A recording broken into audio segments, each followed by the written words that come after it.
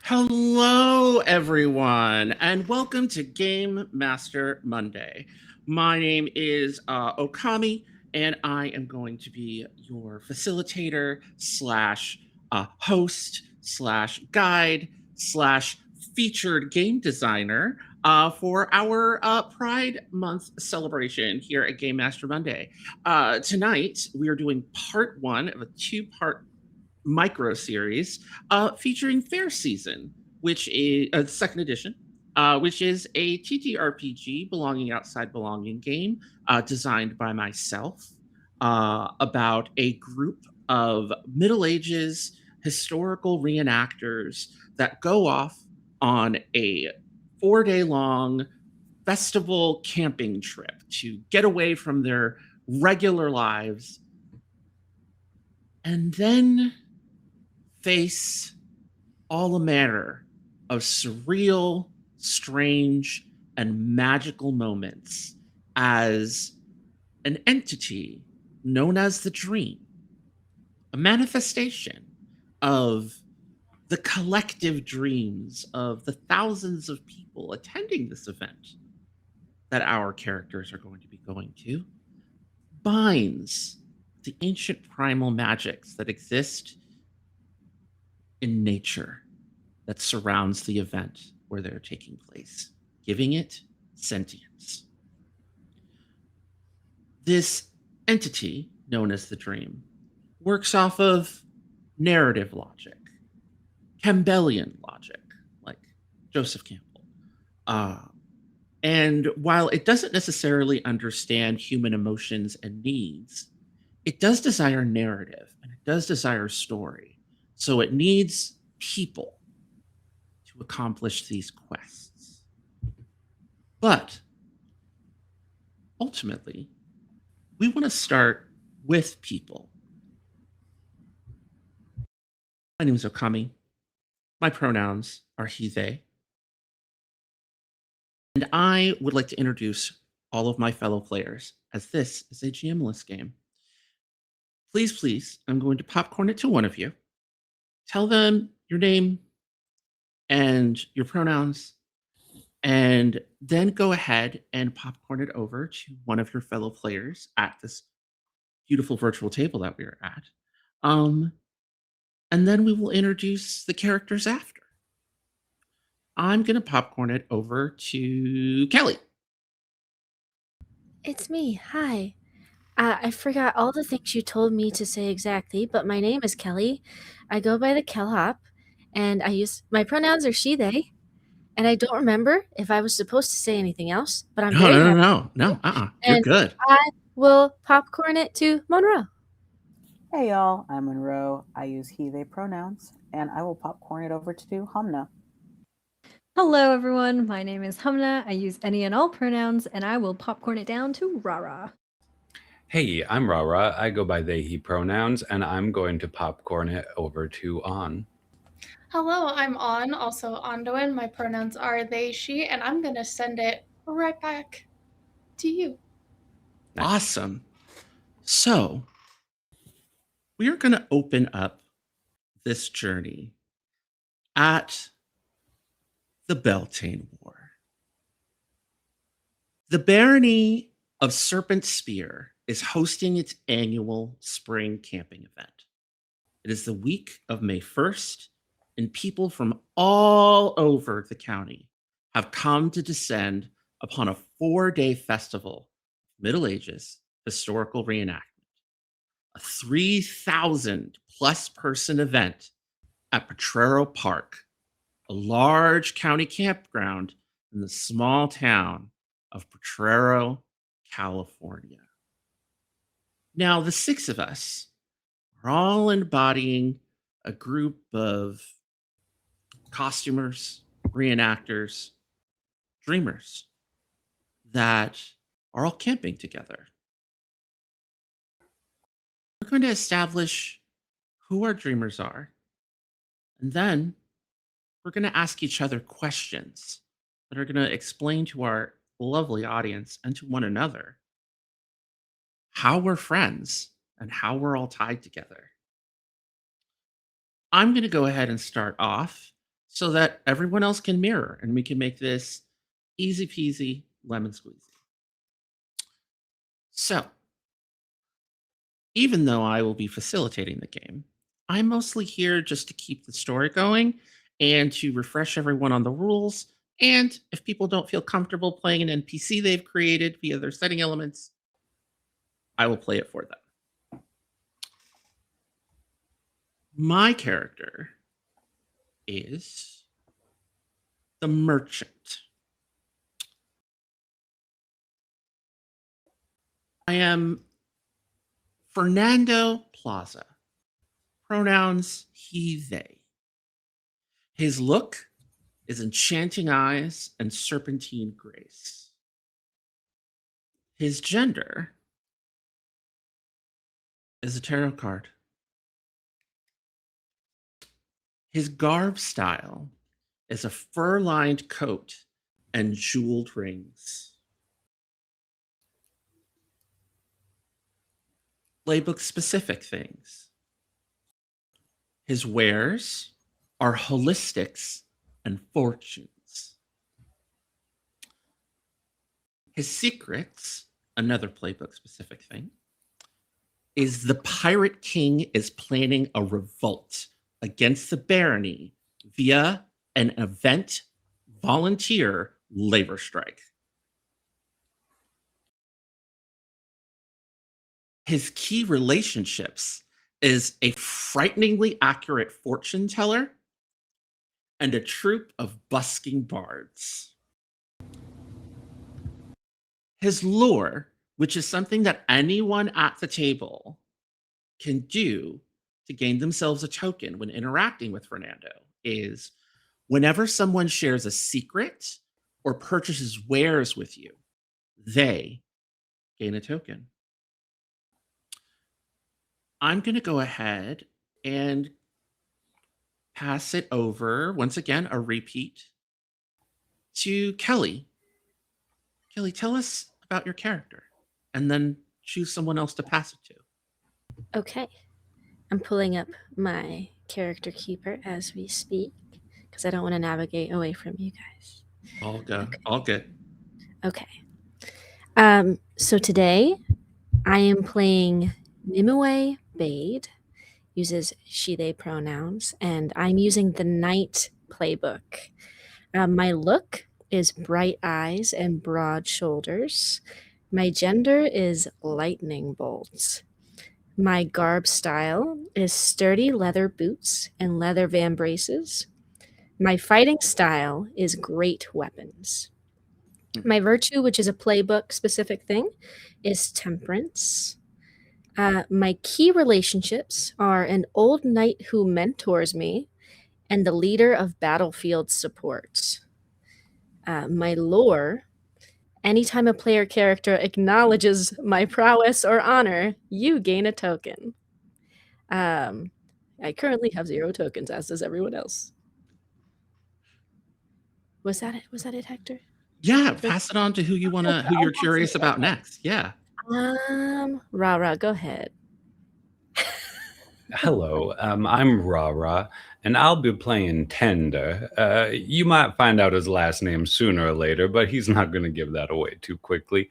I'm the artisan playbook. My gender is a broken wind chime, but my look is a dreamy gaze and a distracted glance. My garb styles are like a weathered thin leathered apron, an embroidered side satchel that's filled with rolled up pieces of paper that's sealed with wax or ribbon. My craft is map making, and my spell is perfect direction. My 2 key relationships are my beautiful muse and the jolly meat pie vendor, though sometimes I get them mixed up.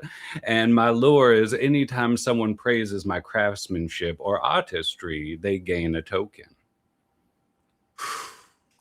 And from one flower crown to another, I would love to popcorn this over to Monroe. Hey, folks. I am playing the bard named Seraphim, who uses they, he pronouns. Their look is vibrant eyes and jolly stature. Gender, shapeshifter, obviously. Garb style flower crown and flattering fit surcoat, performing art, music. Their signature piece, a captivating beat that encourages all with the capability to get up and dance. And their key relationships are a master instrument maker and a blue feather admirer.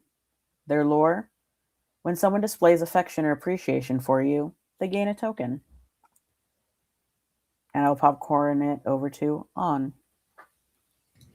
Well, hello. I am going to be playing Naya, who's the newcomer. Never been to a river before, neither has On. So this is exciting for me to do virtually. Look is wide eyes, curious, willowy frame, and Celtic tattoos. Gender is goth fatale, if you couldn't tell. Garb style is steel toe combat boots and borrowed noble finery. Their their potential is a cosplayer. I don't think we talked about tools. I don't remember saying I don't tools, but I'll leave that. That'll be a mystery for later. Key relationships. We've got event sponsor and sarsaparilla. Is that how I pronounce it? Yeah, sarsaparilla. Sarsaparilla vendor that I smoke with. My lure is anytime a player respects or defers to your authority. Oop, nope. Wait, that's wrong. Is that wrong? Yeah, that's wrong. I don't know how that got there. I was like, that's interesting because I'm new, but you know what? That's fine with me. Nope. Anytime someone takes you someplace new. Oh, that's even better. You're a token generator. Woo!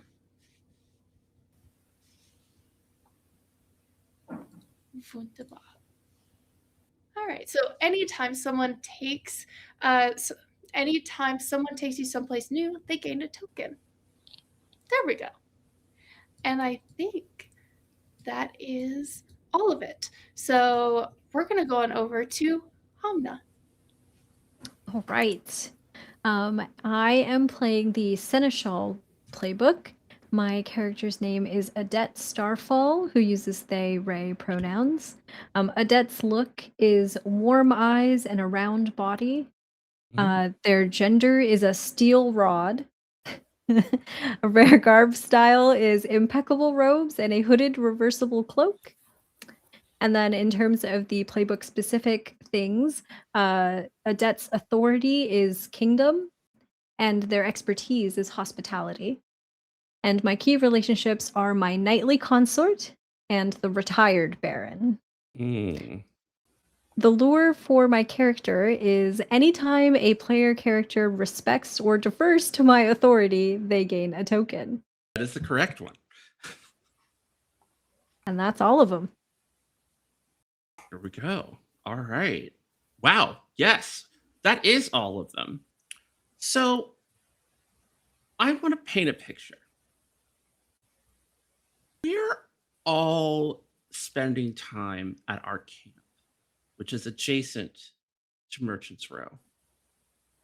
Merchant's Row being the central shopping area. As the camera pans from one character to another, would like you to ask. You have questions at the bottom that says, ask one left, ask one right. Let's look at this overlay. Let's see here. All right. I'll go ahead and start. I'm going to ask one question of our bard and one question of our artisan.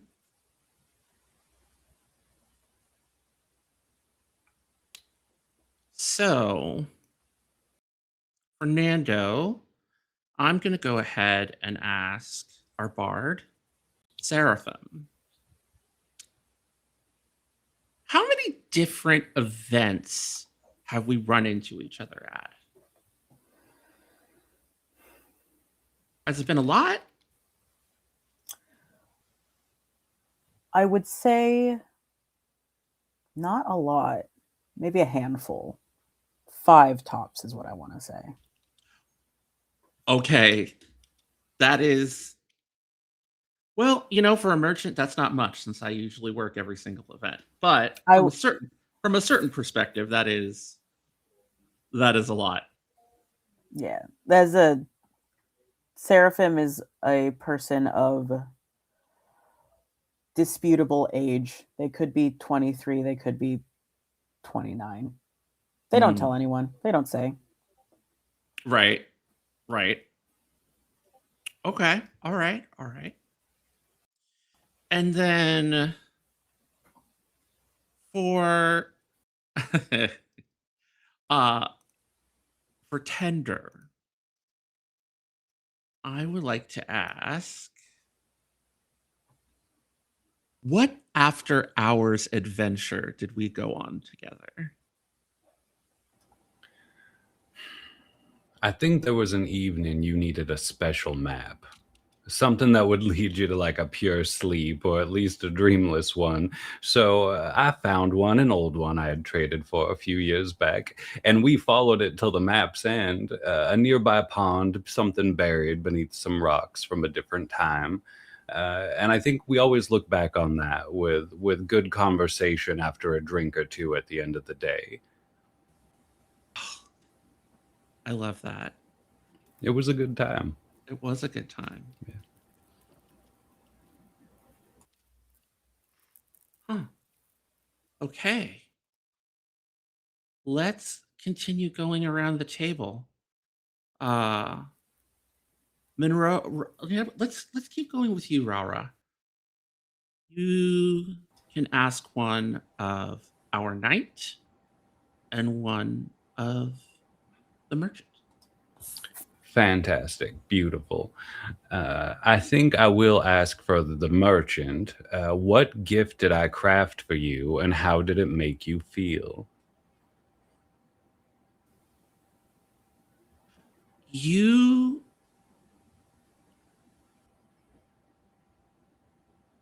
crafted me a custom map of a fantasy setting that I had been working on since I was a child. I remember that. And I burst into tears. You really did, yeah. I did, because it was really special. I'm kind of a cold case, going from place to place, reading people's fortunes and giving them massages. But this was a really special gift. I do remember that fondly. Sometimes we look for fortunes when we really just need a direction. And for the night, I would like to ask the question, does my magic fascinate or frighten you? Oh, I think that's easy. I would say fascinate. Their life at home is very rigid and regimented. And so anything that lends itself towards whimsy and relief, Nimue would love. So fascinate, easy answer. Perfect, beautiful. Thank you. Nimue or Nimue? Nimue. That's what I thought, yeah. Mhm. You just meet so many people at these things. Yeah, I get it. Nimue, will you continue the circle for us? Absolutely. Who am I asking? You are asking the artisan and the seneschal. Okay.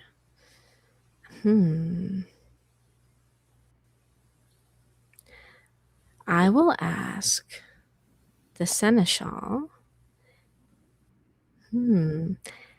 How did you feel when you saw me at my most vulnerable?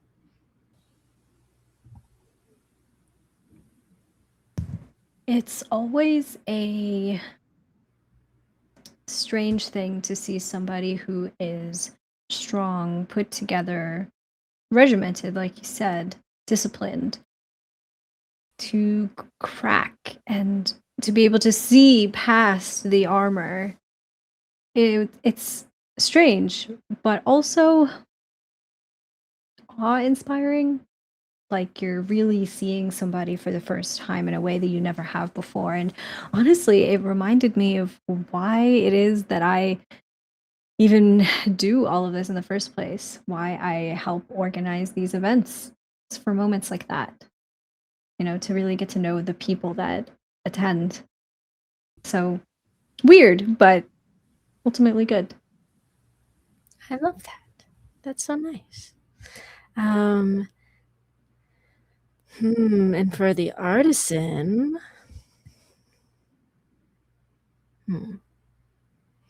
why do you consider me worthy of knighthood?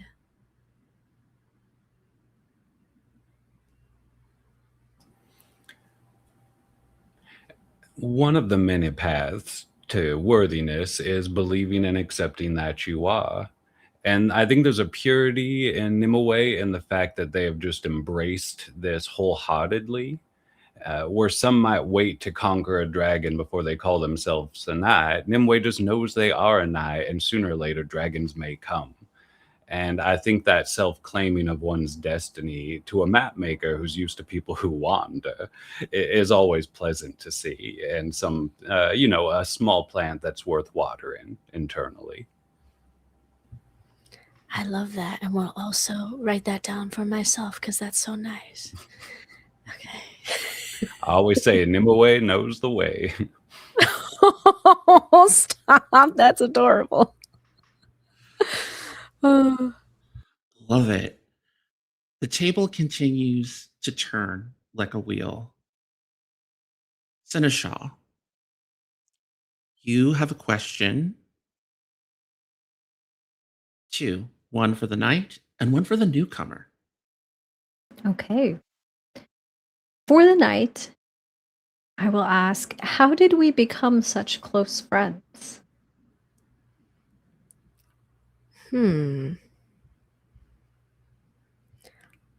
I think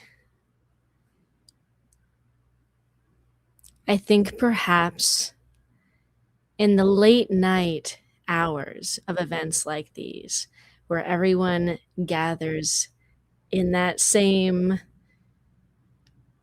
stew of socializing and merriment and relief after a long day, but the pleasant kind, not after a hard day, but the kind of relief that you take a nice, easy sigh from.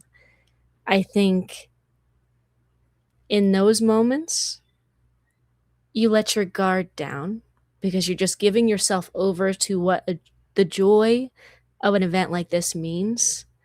And I think it's just when you meet the right person at the right time that they can just pour from themselves. And I think maybe we crossed paths at just the right time.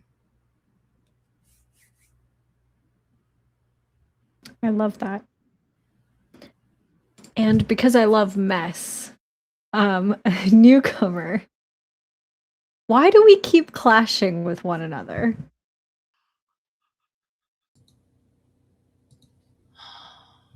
Okay. Let's see. I had to look up Sensual just to see if I could get any additional details.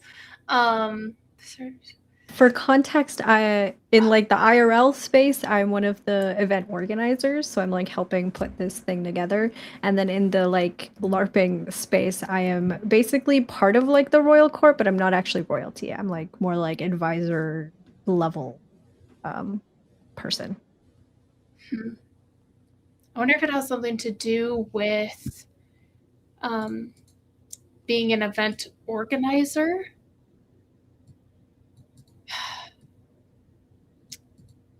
We could probably also develop this as it goes, but maybe Naya keeps suggesting things for you to either do or change, and it clashes because you either have already tried this several times or logistically it doesn't work. And so we just keep clashing because it's I have these ideas. I'm new to this. You need a new fresh pair of eyes without realizing and just butting heads.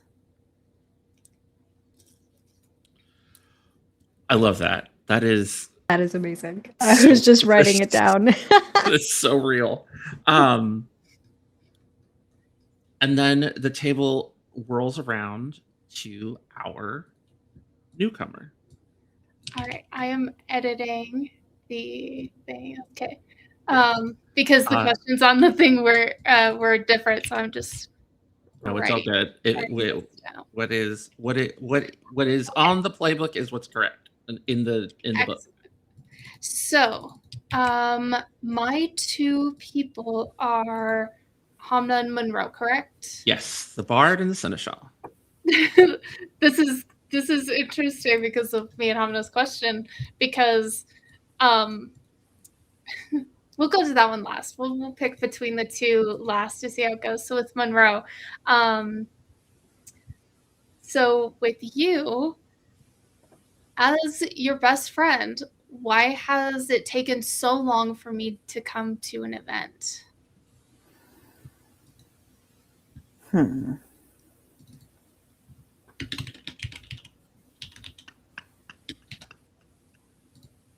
is a good question.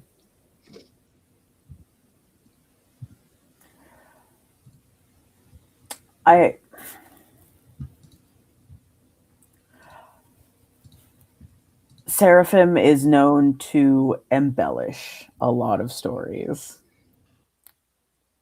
And I think has accidentally scared Nia a bit. And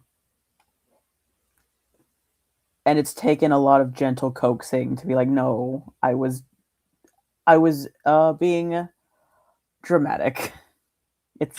It can be like that, but not all the time. It's a great time anytime, all the time. Talking about how people are so in character, and it's like, oh, okay. One time there was drama, and it was like a whole thing. There was like a drunken breakup by the fire, and it was so nuts, and everybody was so uncomfortable. But the war was great. The war was great. Wow, that is great. So I kind of, because part of this could be a little bit dramatic, so I kind of wanted you to pick between the two and see which resonates with you more. So the first one is, what about me has re-inspired the dream? Or how long have we been dating? That's wild. I did not know what you were going to say, but that's wild. How long have we been dating? I live for this. I do think that the narrative potential there is really funny. Right? So if you're down, I want to pick that one. I'm so down for that. How long have we been dating? Okay, let's see. Well, actually, okay, so that actually makes sense for like why you're finally joining, right? Your best friend has been telling you for so long, has been telling you these really dramatic stories, and you haven't listened and you haven't gone. You're like, no. Maybe it's like a newish relationship where you're still in that phase of like, oh, I'm still trying to like be open to my partner's interests, and like, you know, I want to like seem cool and like I want to like impress them, whatever. And so maybe you're like, you know what? Okay, fine. Somehow my best friend and my new partner are like both into this thing, like I'll show up kind of thing. So maybe it's like, I don't know, like a 6 months, like very new, like very fresh kind of vibe. What do you think? I love it. I love this. And already you show up and you're annoying me. Yeah. I feel like it weaves together beautifully. It really does. Your new partner is like, oh, why don't you do this? Oh, I don't understand why you guys just don't use a credit card registration system. Not realizing you're in the middle of the woods and you can't get internet signal. Yeah. Oh, this is great. I appreciate y'all so much. This is great. And I think that takes us to our bard, right? Mm-hmm. All right. You have a question for me. Mhm. and the newcomer. So an Yes. opportunity to flesh out both of these relationships. Yes. And for the yes, for the merchant, I ask, what performance piece best defines our relationship?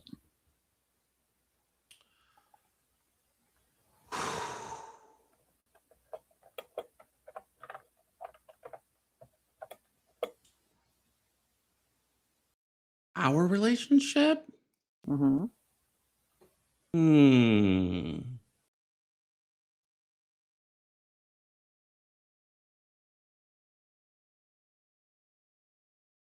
I have to think about this. I think um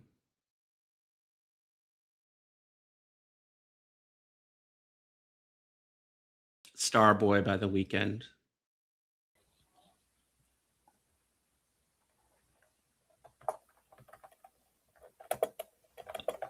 I think that Fernando is like, just to give you and the audience more clarification, I think Fernando, I only see you like 5 events a year, and I do like 10 or 20 because I'm like a merchant. But you are just ageless and talented, and I think my character is just captivated by you and like, you know, what you represent, and is just really grateful at the very least that we camp together.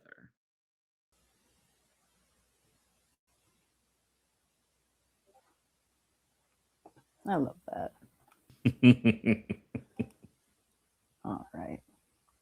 And then for the newcomer, when we stayed up until dawn, what did we talk about? Ooh. And this can be really recent because we are starting our tale. We agreed during our session 0 that we're about 2 days into the event already.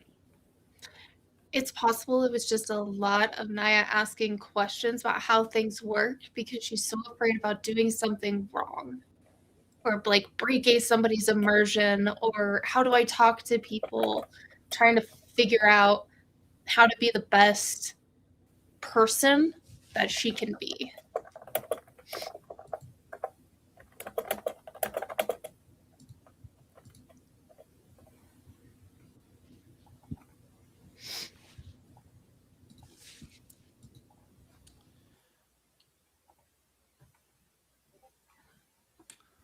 Well, it seems as if we've all woven together our little encampment.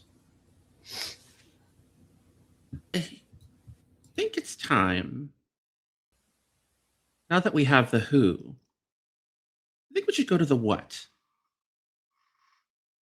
Tell, let's talk about our event, both what it is, and as this is a GM-less game, we're all going to be divvying up narrative responsibility via setting elements. And each one of us is going to be holding a piece of the story. Um, my players, if you would, let's all pull up our little PDFs since we're playing digitally and go over to the setting element that you have. Just have it ready for now, um, as I review our event. So the Beltane War is in the tradition of a Society for Creative Anachronism War, which means a big festival, 4-day event where there are simulated battles. Sometimes there's jousting, sometimes there's archery, there's arts and sciences competitions, there's pageantry, there's courts. We've mentioned the Merchant's Row, which we will get back to when we get to our setting elements. This event has 5 aesthetics, things about the event that stand out. One is wealthy hosts. There are lots and lots of rich people at this particular event that are deeply invested in this hobby. 2, unpredictable weather stories. The clouds seem always overcast. There's always the rumble of thunder in the distance. Does it rain?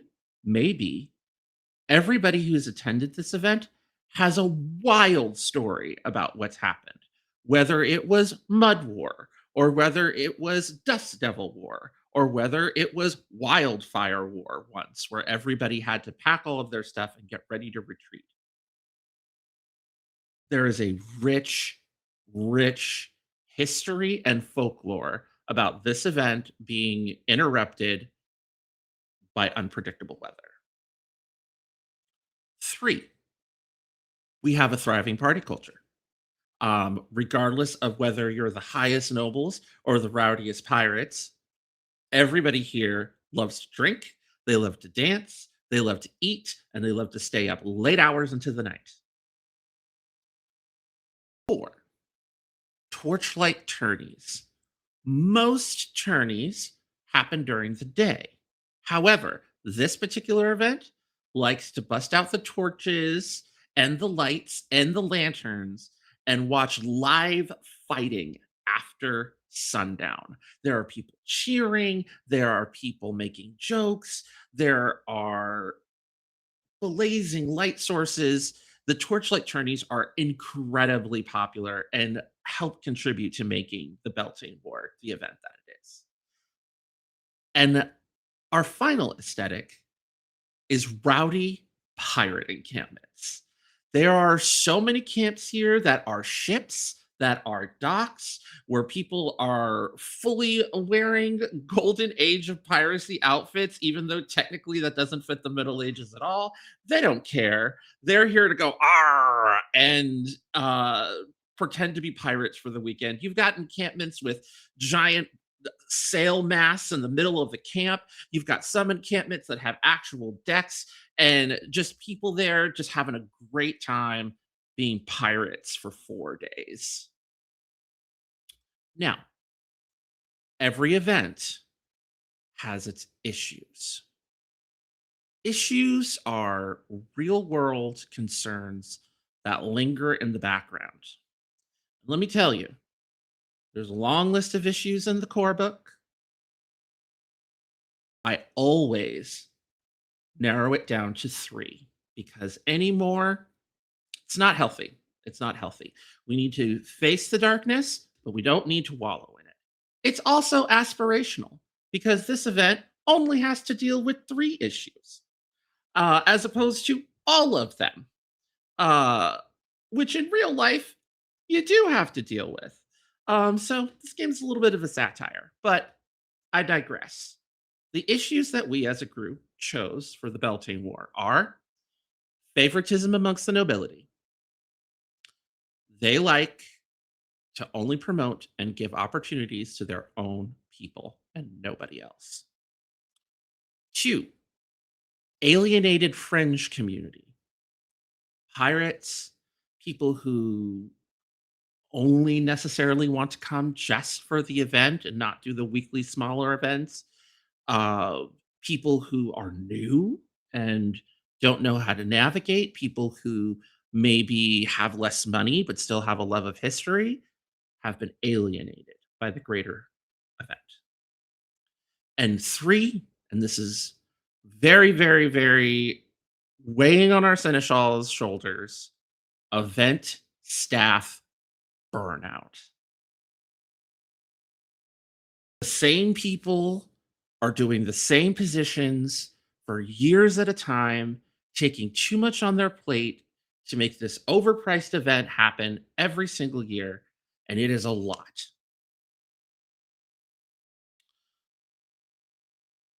But that's not why our friends are here. Those are just things in the background. So, I would like us to go over what setting elements that we all have. If you would, as I asked you to pull up your PDFs, please, if you could, read the little blurb for your setting element and name the 3 desires that you have chosen for it. Don't worry about the tips and the moves. That's for us to know. Our beloved audience doesn't need to know this. They can be surprised when they come up later. I will start off. The setting element that I'm going to be beginning with is Merchant's Row. The Merchant's Row is the hub of food, vendors, services, performance stages, fortune tellers, and shops that serves the central hub of the event. It is a colorful bazaar where all manner of treasures, relics, and gear can be found if you have the money. Most vendors accept good old cash, but occasionally you may find a booth that engages in old fashioned barter, if you have something worth bartering, that is. If you want a song, a turkey leg, a meat pie, armor, garb, or perhaps a seedy secret, the Merchant's Row is the place to find it. The three desires that I have chosen for Merchant's Row are secrets, gossip, and relaxation. So, who would like to share their setting element next? I don't mind going. Go ahead. So my setting element is the battlefield. The battlefield is a place of bold adventure, clashing swords and gleaming armor under the light of day. Vast armies of knights, soldiers, and mercenaries battle one another in glorious battle. It's a place where exciting jousting tourneys take place, where armored combatants upon horseback duke it out to crown their consort as the queen of love and beauty. After dark, it becomes a place of moonlit passion. Many folks come here for bawdy games, secret rendezvous, and smoke-filled late-night stargazing. The battlefield is a place where heroes are born in the light of day and lovers frolic under the light of the moon. Now, the battlefield is a little bit different because it has 3 desires during the day and then 3 different desires at night. And so during the day, the battlefield's desires are boldness, combat, and pageantry. And at night, its desires are nudity, games, and introspection. Okay. Who would like to share their setting element next? I'll go. I chose the encampment, the place we all call home, at least for the next week. The encampment is a place of both rest and festivities. During the day, it's a place of eating, drinking, and camaraderie. When the sun goes down, it is a bustle of activity. Big feasts, roaring parties, bardic circles, drinking games, drum circles, belly dancing, visiting friends, and all manner of carousing and sometimes debauchery. Then in the early hours of the morning, as the fire embers die, well before dawn, all retreat to their tents for a night of much-needed rest. This is the encampment, and it is home. The 3 desires I chose for the encampment were camaraderie, intimacy, and respite.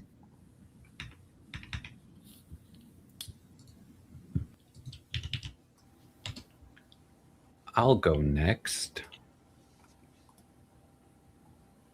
So I picked the dream. The dream is an esoteric concept, a manifestation of the collective imagination of those attending the event. When this energy came in contact with the primal and ancient magic residing in the forest, it became something more. The dream has gained an alien sentience. It drives it to use its deity-like influence over the concepts of narrative and mythology to drive its devotees, the dreamers, to accomplish quests. For what ends is unknowable by the human mind, but can only be resolved by human action. And the 3 desires I chose are fear, tall tales, and ritual.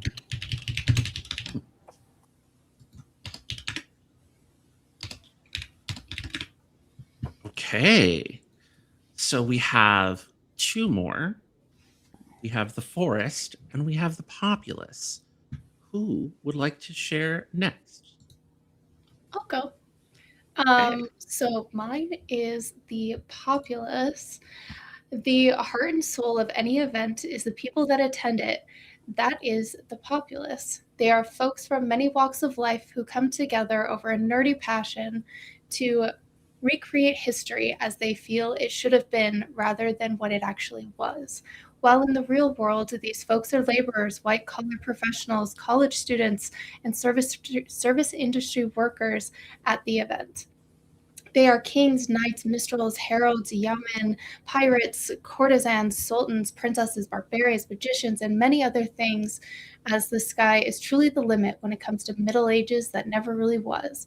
The populace are all your closet, I don't have my glasses on, your closest friends, and all your greatest enemies all in one place, ready to play.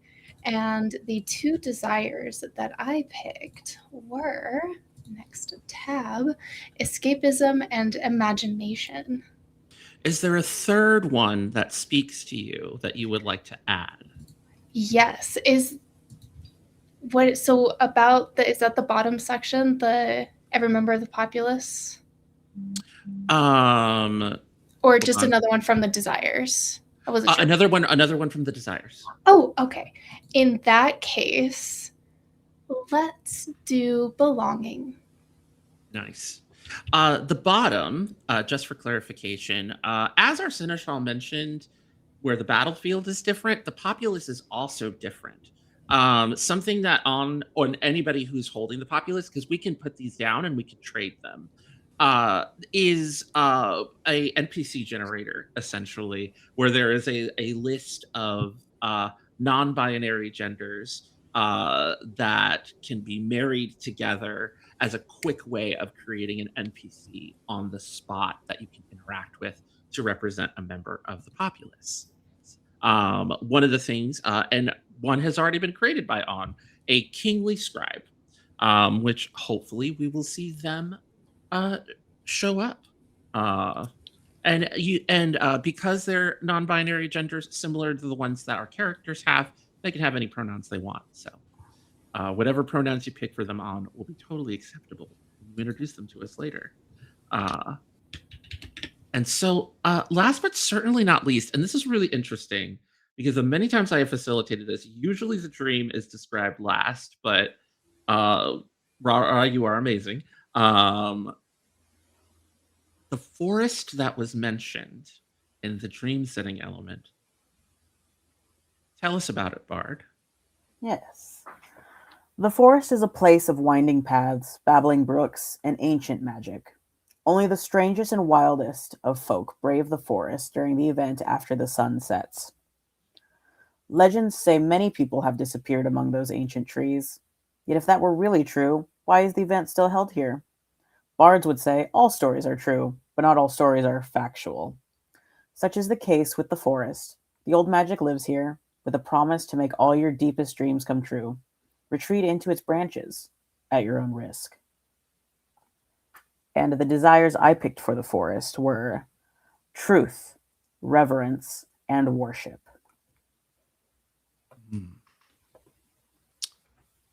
So, let us have our opening scene. It is the day of Grand Court and Midnight Madness, Saturday of the event. At this moment, I would like to propose that we are in Merchant's Row, which is across the street from our camp. And I would also like to propose that the merchant and the artisan who share a booth in Merchant's Row are getting ready to close up shop as they're going to have to reopen at midnight so that they can observe Grand Court, if they wish, because Grand Court is happening soon, as well as all of the biggest parties of the weekend. Does that sound amenable to everyone? Excellent. Fernando right now is putting away precious stone, semi-precious stones, kind of covering things with cloth, and looks over to our artisan, looks over to Tender. You almost up? You almost done, or are you trying to get the last minute customers before court? I don't think anybody's gonna come. Oh, I'm good. When these pirates around, I'm going through generic maps faster than I can make them. Oh, okay. All right. Well, How about you? Any good luck today, or just the same? uh, like a whole bunch of those like wealthy noble types coming through and wanting to tell me, all the latest gossip while I'm reading their cards. I did get to do a few. I did get to do, a few massages, which was nice, uh, and I'm gonna make a regular move, which is entice someone into conversation, which I'm sort of already doing. So what do you think? You think we're gonna make a lot of sales tonight, or we're gonna have a bunch of drunk people messing in our booth? It could be both. One can certainly lead to the other. When those late night crowds come by asking for certain things to eat, I can make a good amount on those maps. I just draw them on the back of a napkin.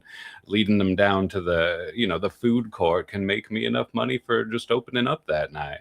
You, on the other hand, you need more of a dramatic reason to buy a precious stone than I'm just craving a medieval corn dog.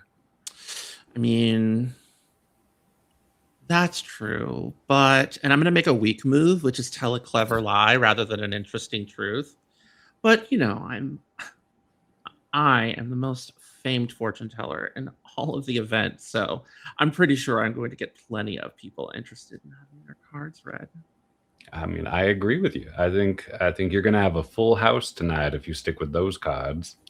If I may ask, above table, as you're telling this very clever lie, Fernando, who are you actually thinking of? Who is, in your mind, the true most famous, fabled fortune teller at this event?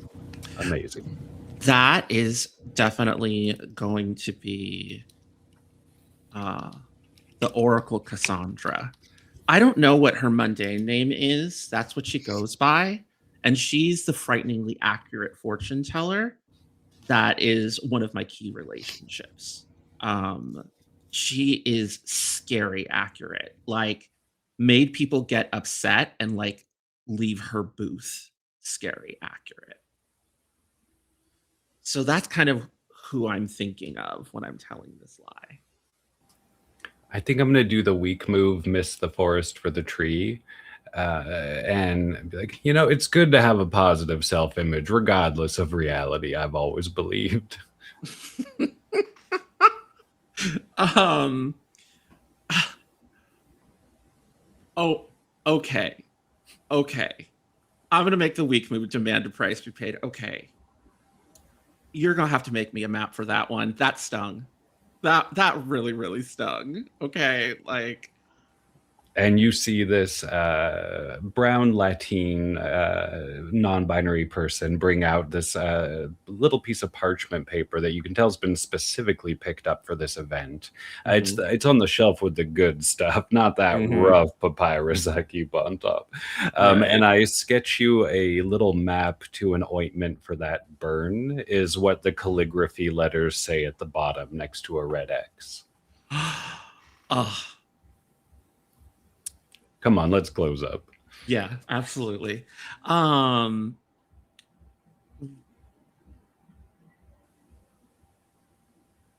night.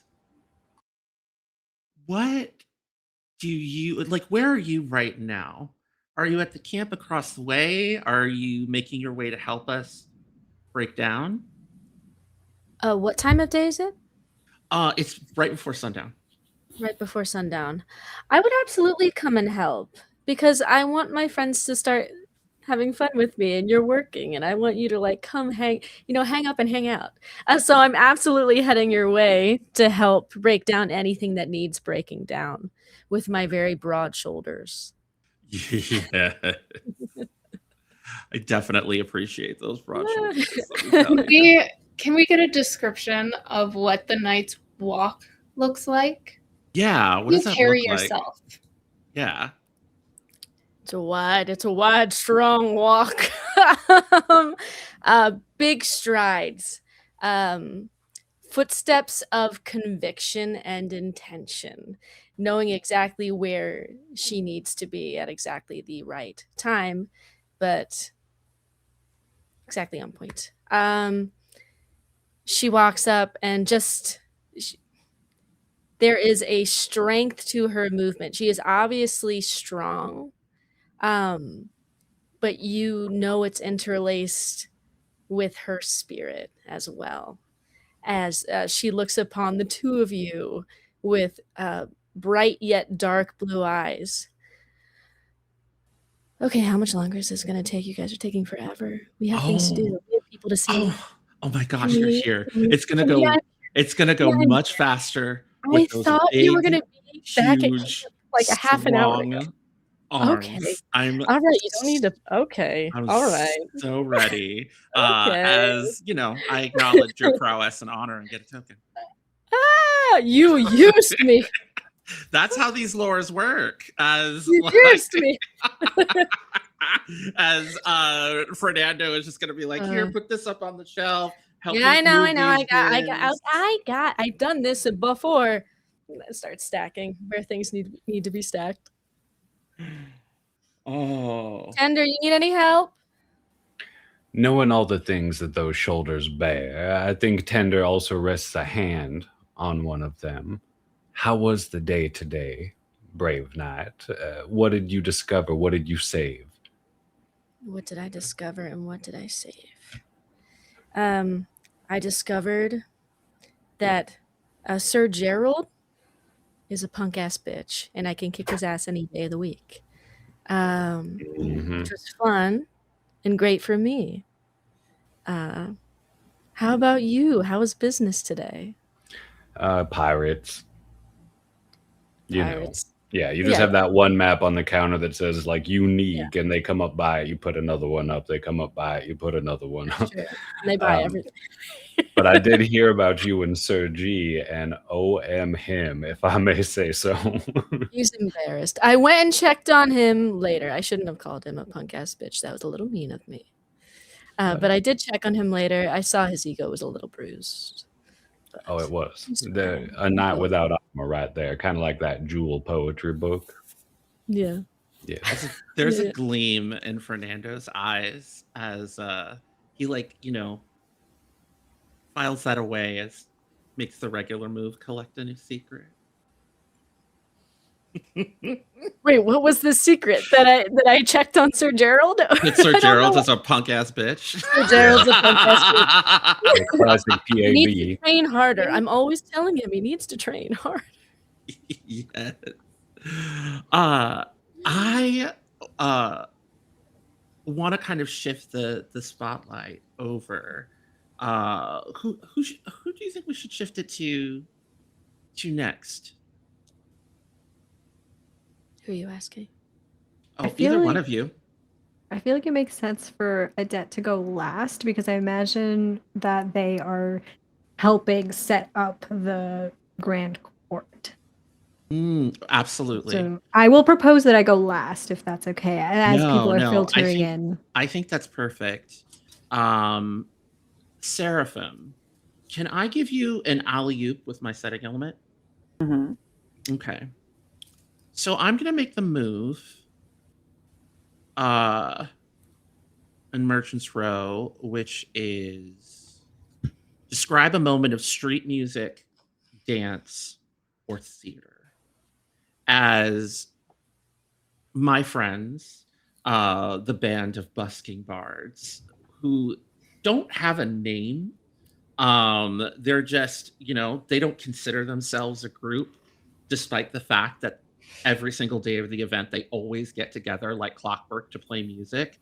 And one of them has a didgeridoo, one of them has a darbuka hand drum, another one has a flute, another one has a lute, and they're just kind of coming through, just playing this beautiful like street music. It sounds period being like pre-17th century, but it's fresh, it's new, so like it's like an original composition using historical techniques. Uh is so how is Seraphim contributing to this group? Seraphim is primarily a percussive musician. Mm-hmm. They carry a lot of bells and tambourines and things, Mm. and adds this ambiance of has a tambourine in their hands, running their fingers along the edges while tapping, almost mimicking the sound of rain, given the clouds above. And just occasionally, just with a knuckle, just taps it so the rings shift and add this spark of joy. Not very often, but just enough as a little surprise.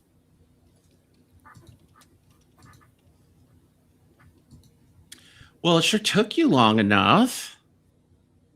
Everyone else in the crowd and amongst the busking party is like, "Hey, we've dropped you off, man. So where are we gonna be meeting up later? Like, once we're gonna go like watch court. Like, where do we meet up with you afterwards? Or do you want to meet up at midnight here and like walk around Midnight Madness?" And they're all these like fellow bards are all kind of hovered around you in this moment. I never know where I'm going to be at any given time. So I think the safe bet is midnight. Okay, we'll all do it. And they're like, "Yeah, all right, we'll catch you later." And then like they just start moving and start a new song without you and continue on down the way towards where court is. And I think just kind of follows the eye line. It's still softly like tapping against the tambourine, almost so it's like at the end of a track when it dies down, just slowly pitters to silence.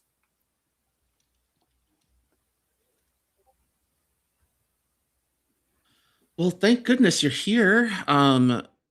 We're breaking things down. Nimue is helping By and helping, stuff. they mean I'm doing all of it. I've picked up like 7 boxes. Not that I'm complaining. Well, Yeah, but you're so good at it. I know I am. You don't have to butter me up. Do you get a token for that? Am I being manipulated again? Every time somebody compliments you get a me? token. No. It has I to be feel so explicitly used. about your strengths. I feel so used. Nimue, that No, was so but- smart of you to realize you were being manipulated right then for a token. Yeah. Stop it. I'm just being nice. Sure. Sure you are. Sure you are. No. I believe you. I guess. Oh my gosh. All right. Tonight is the night. It's going to be crazy. You're going to be leading us to all the wildest parties, right? Why do you laugh like that? Something particular in mind? No. I love that you have so much faith in me. I always have faith that you'll The lead us to the utmost best faith. party. Also, I'm hoping that you'll perform in front of the booth to bring us a bunch of customers. Well, See, since now you you're asked so getting nicely. used. Well, you asked so nicely. And for reference, are all of the wares hidden by this point? No, there's some that are still open. Okay, and they kind of crane their neck a little bit and look over and see they're looking at some general stones. All the wares. I am going to make the regular move, make a deal. that amethyst over there that you've had your eye on for quite some time. You think perhaps that would make ample payment for a performance in front of our booth from Midnight Madness? Agreed. Are you a bard that's ready to rock? Yeah. You ready to rock? I'm a bar that's ready to rock and roll, and kind of I knew sways it. and kind of sways their hips because, upon looking at Seraphim, they are noticeably. The characteristics that are most noticeable is they are very amicable and very round in stature and personality and everything. And Yes. when they turn their head, it's one of those. You catch their face at the right angle, and the light hits them, and they're a little more feminine. They're a little more masculine. You can't quite tell. Oh, the dream. They've got it all. They got it all. In kind of a swift, like cat-like motion, Fernando takes it right off the shelf, and like the camera kind of lingers on the price, and it is like one of those like triple digit priced amethyst pieces of amethyst. Whoa. And Could I? yes, say go ahead. something? Yes. I'm gonna go back a little bit to kind of introduce what she's been doing up until this moment because I have an idea. 100%. Please do. Oh, Please okay. Get in there. So, Jump in. that's what she said. Sorry. Also, I knew feel you would free- say that. Sorry, I'm Feel so free sorry. if you don't feel comfortable introducing your character yet. I'm totally you are fine. welcome to do setting elements, but go ahead. Awesome. Okay, so Naya's feeling anxious. This is her first time doing this and decides that the first thing that she wants to do is kind of take a walk around the perimeter, almost taking in the ability of her current almost all black attire hiding in the shadows. Not in like a creepy way, but in more like a observant learning sense to see how people are acting, how are they talking, and starting to understand a little bit more about the freedom that she is not used to having. Like seeing that kind of creative freedom being just out in the open and jovial. And we'll take that time to slowly then come up to the booth and kind of like listening to the conversation as it starts coming up. And as your eyes are lingering on the price tag, she's gonna go over to her pouch that is tied on the side of her like long billowy black pants and puts down this huge coin purse. I think Whoa. I would like to make a purchase for a friend. Oh. First, I think you should definitely take a token for the weak move wandering off alone Thank for you. the first part of your Hell yeah. description. And second off, is this the weak move involve yourself in drama or unintentionally make an enemy? So I was looking at those and I was like, it could be a little bit of drama, but it also could be seen as like a kind thing of like, you've done so much for me. I see you looking at this thing. I'm going to buy this for you. No, I love that. Let's go with that. Let's go with that. And he's just like, oh,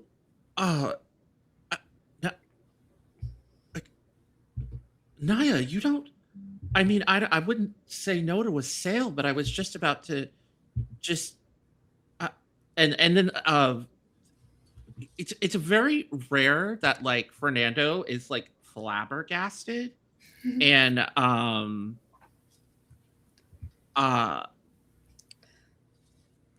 Fernando, are your gas flabbered?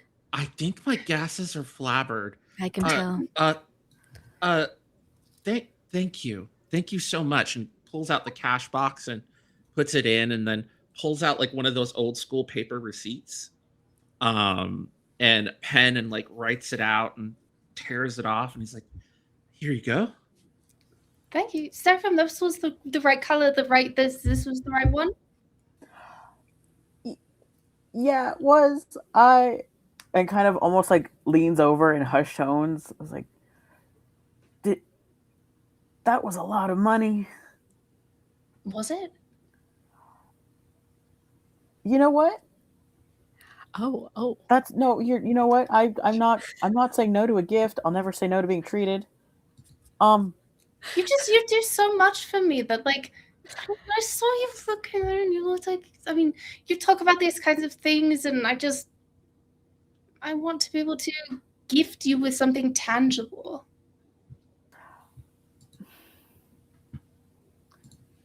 Oh, and here I thought this was going to be the year I was going to stop being materialistic. I can't say no to it. You could never be a maximalist. Oh, I'm not muted. Well, pull my leg, why don't you? I guess. Thank you. Yeah. And, Fernando is once again going to make the weak move, tell a clever lie rather than an interesting truth. And is going to say, with the way people throw money around at these events, I don't think this is that big of a deal. Are you gonna buy me something next, or you buying something for everyone, or no? I'm kidding. Don't look at me like that. I'm kidding. How is it supposed to be a friendly surprise if you know about it beforehand? That's true. That's so fair. Look, Midnight I Madness, retract my statement. there's going to be all kinds of deals all over Merchants Row during Midnight Madness. So why don't we just, give our newcomer the opportunity to surprise you and maybe save a little bit of money? They have a name, Fernando. It's not. Look, I don't mind the nickname. I find Look, it at rather least enduring, to be honest. at least I'm not using that outdated. At least I'm not calling Naia a war virgin. Ugh. I'm definitely not that. That must have been before my time. I have not heard that at this event. And some of the old Wow, okay. don't mention the term war Sounded- virgin in some of those pirate encampments, especially amongst the older ones. The ones that are not bikers. Oh, I will refrain Oh. from doing so. It's very similar to being a virgin at Rocky Horror. It's the same kind of like. Naia's gonna take out a tiny little notepad and write this writing down. notes. Hector, if I may, I Absolutely. would love to spend a token to invoke my spell via one of my creations flawlessly. Yes. Seeing how Have spells? seeing how Naya gifted this without much concern reminds Tender of like the nature of these events and like the community that can form behind the consumerism that's more a sense of trading things that's beloved amongst friends. Absolutely. So I would like to pull out a simple little map of this event, and with my spell of perfect direction, I would love to hand it to the newcomer and be like, I'd like you to have this in case tonight gets a little wild, just so you can find your way back to wherever you need to be. Quick question. Thank you. Monroe, as the forest. Yes, I was about to ask. Would you like to use one of your moves in concert with this? Or are you going to allow Tender just to have their spell be what it is?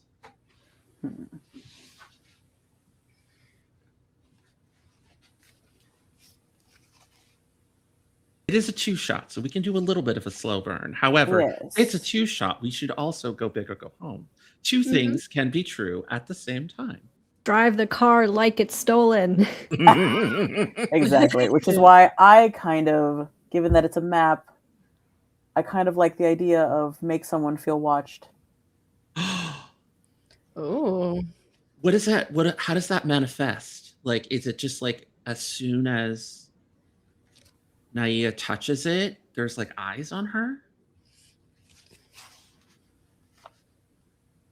Yeah, Or the like forest? as Did you plant a Naya, tracker? as Naya is looking Whoa. over the map, and eyes are as eyes are just processing everything on there. It suddenly kind of like the edges of your periphery are blurred, but it feels like there's someone watching you always out of the corner of your eye. And you turn and there's no one there, but it's just a feeling. Thank you for the map. That's this is lovely. You can call it a souvenir if you don't have use for it. Oh, well, I definitely will have use for it. You are very talented. I am. Thank you. I think you get a token for that if I remember my playbook accurately. Yes. Yep. Gain a token. So what kind of ink do you use? There's little to no splotching or anything. And Like when ink? you look at Tender, you see little splotches of ink all over his Also, they're garb. on you. That right there would be this one here. This is a squid only found, and he starts to trail off into the micro hyperfixation that an autistic map maker can have. Ooh, I'm collecting a new secret. Oh! There's just this like listening in, like occasionally. 'Cause I want to say that he has like a little book which looks like a medieval style like prayer book, like the ones that are very small, but he occasionally like will pull out like a very secretly modern pen, right? Like it's solid black, like it could just be a stick, and just sort of actually no. Have y'all ever seen those pens that the outside look like a weathered piece of wood or a wand, but the Ooh, tip is yes. modern? Yeah, so he pulls out one of those, and like every time I make that move, I that's essentially like what my character's doing. He's just like eavesdropping and like just collecting secrets because it's an incredibly important source of mystical commerce, as it were. But I think Leverage. in this moment, as we're all kind of bonding, I think the camera should shift.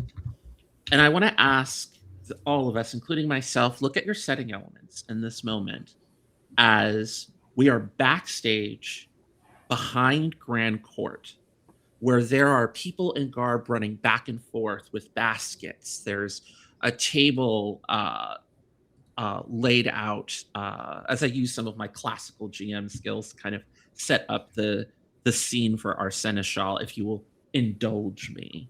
And I will and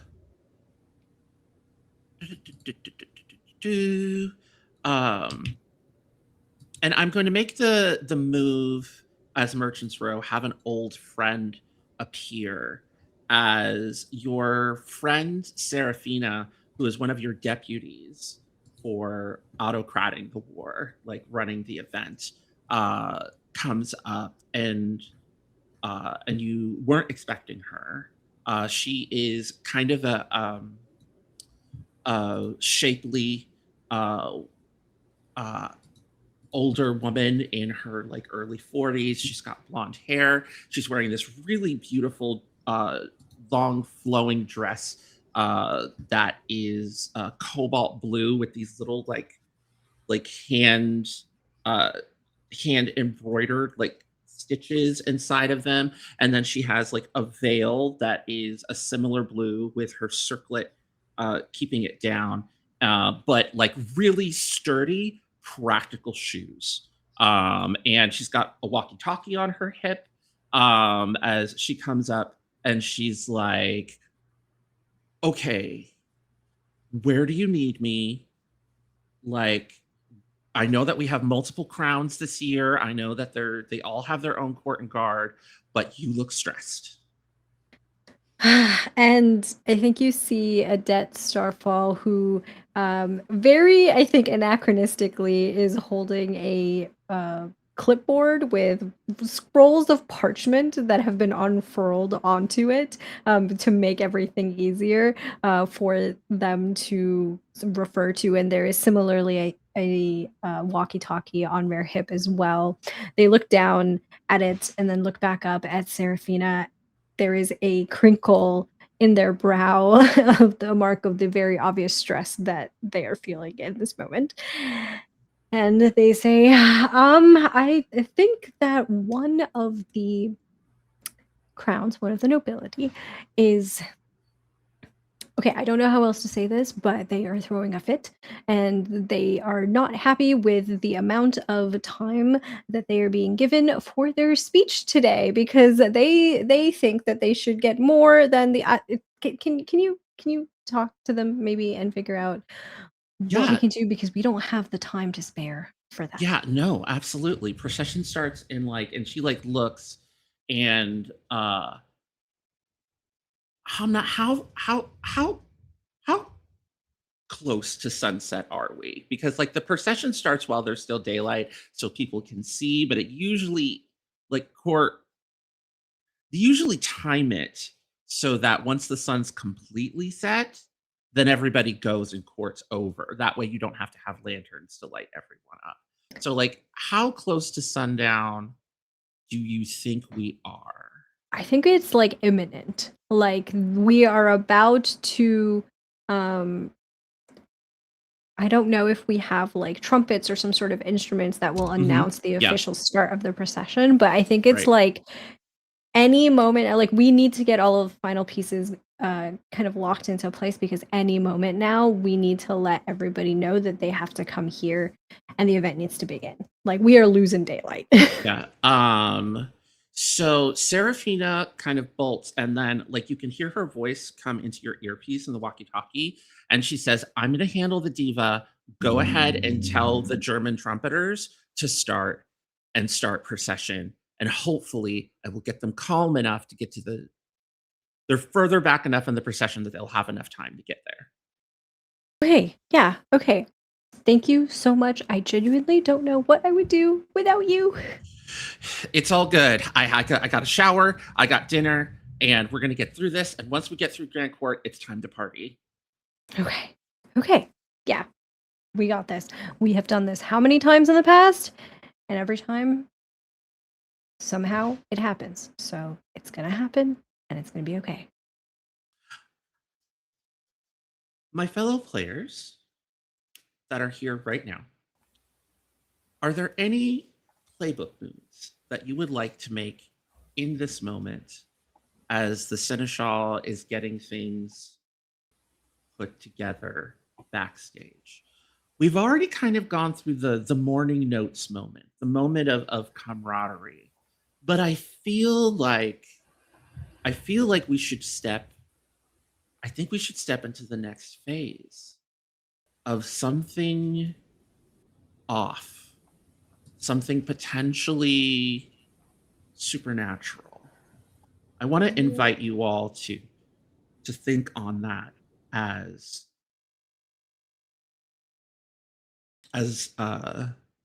we are backstage managing things and organizing things in this moment. That phase, of course, being, we shall give it, it has a name, the call.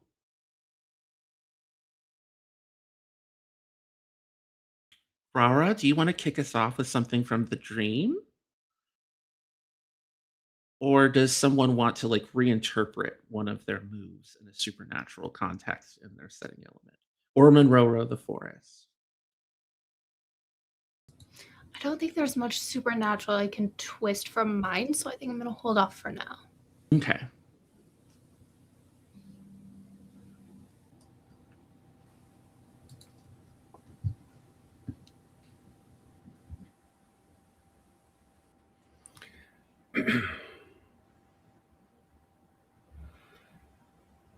Dusk is almost over and everyone can tell. As things are put away, spaces are cleared to make room for other spaces later when the shadows have lengthened. All the stories being told during this small ritual of last year when we did this, remember that other time, Remember how much of a punk-ass bitch Gregory was earlier today? The stories are spreading through the camp like a song of joy or a bid to come rest, changing the scene from dusk to night. But beneath it, there are whispered undertones between those who know that possibly next year could be in a different location. Like a fear, like a rumor, is this a ritual of a party beginning or a ritual of a final goodbye? It can be hard to know here at Half Light as we all gather, innocent, more or less. I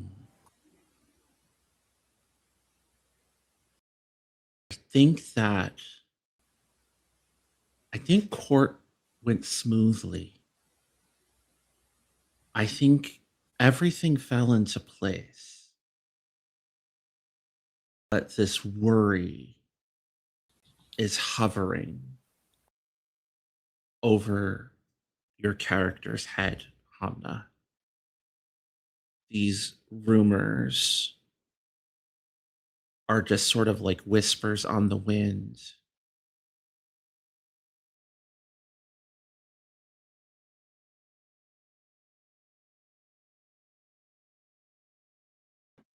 What do you do? What anybody can do when they are meant to put on an event for other people, which is pretend that there is nothing crumbling behind the scenes. Pretend that everything that you're seeing was exactly how it was supposed to be. And what rumors? No, of course, this is the Grand Court. This is the Beltane War. It will always be here. I don't know where you're hearing these rumors from, but they don't have any weight to them. And I would like to use my regular move to speak as the voice of your authority. I speak as the voice of the kingdom, my authority. When I say that, of course, this event is not going to end. This event is going strong. It's going to continue next year and the year after that and the year after that, exactly the way that it's always gone. As you see your campmates in the distance would be the rest of our characters. I think, and this is like, courts ended, sundown, people are leaving to go to their parties and things.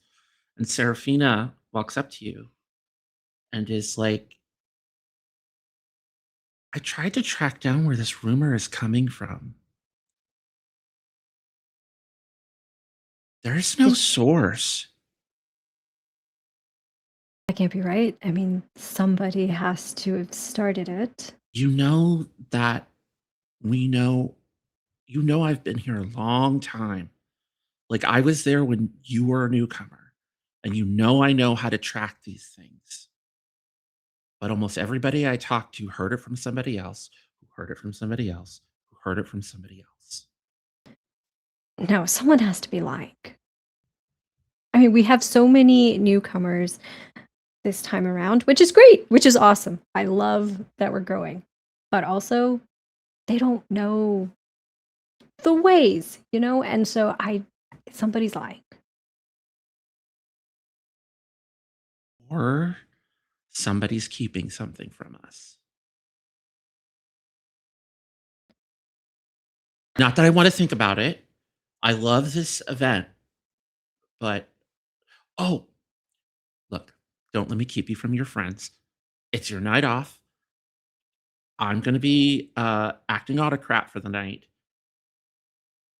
Give me your walkie-talkie. It's cool. I mean, we have to. What if there's an emergency? I hate it when you talk smart. Okay, but keep it on my channel. Adette, you are taking forever. Please Yeah, come out. we need to eat dinner before is going to eat with us, right, Adet? right, we need to eat dinner I'll before Tender and be I have there. to reopen the shop. I'll be there in like 2 minutes. Give me 2 minutes. All right, Okay, I've all right. set a timer. Keep I'm it. counting. That. Don't worry about where I got the timer.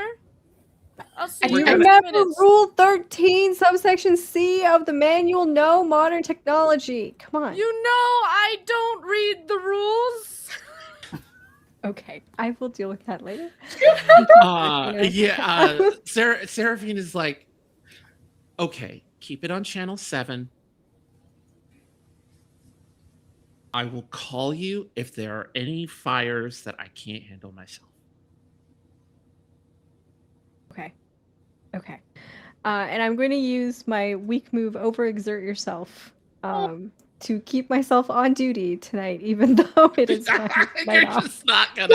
You're not gonna just put it. Yes, take your token.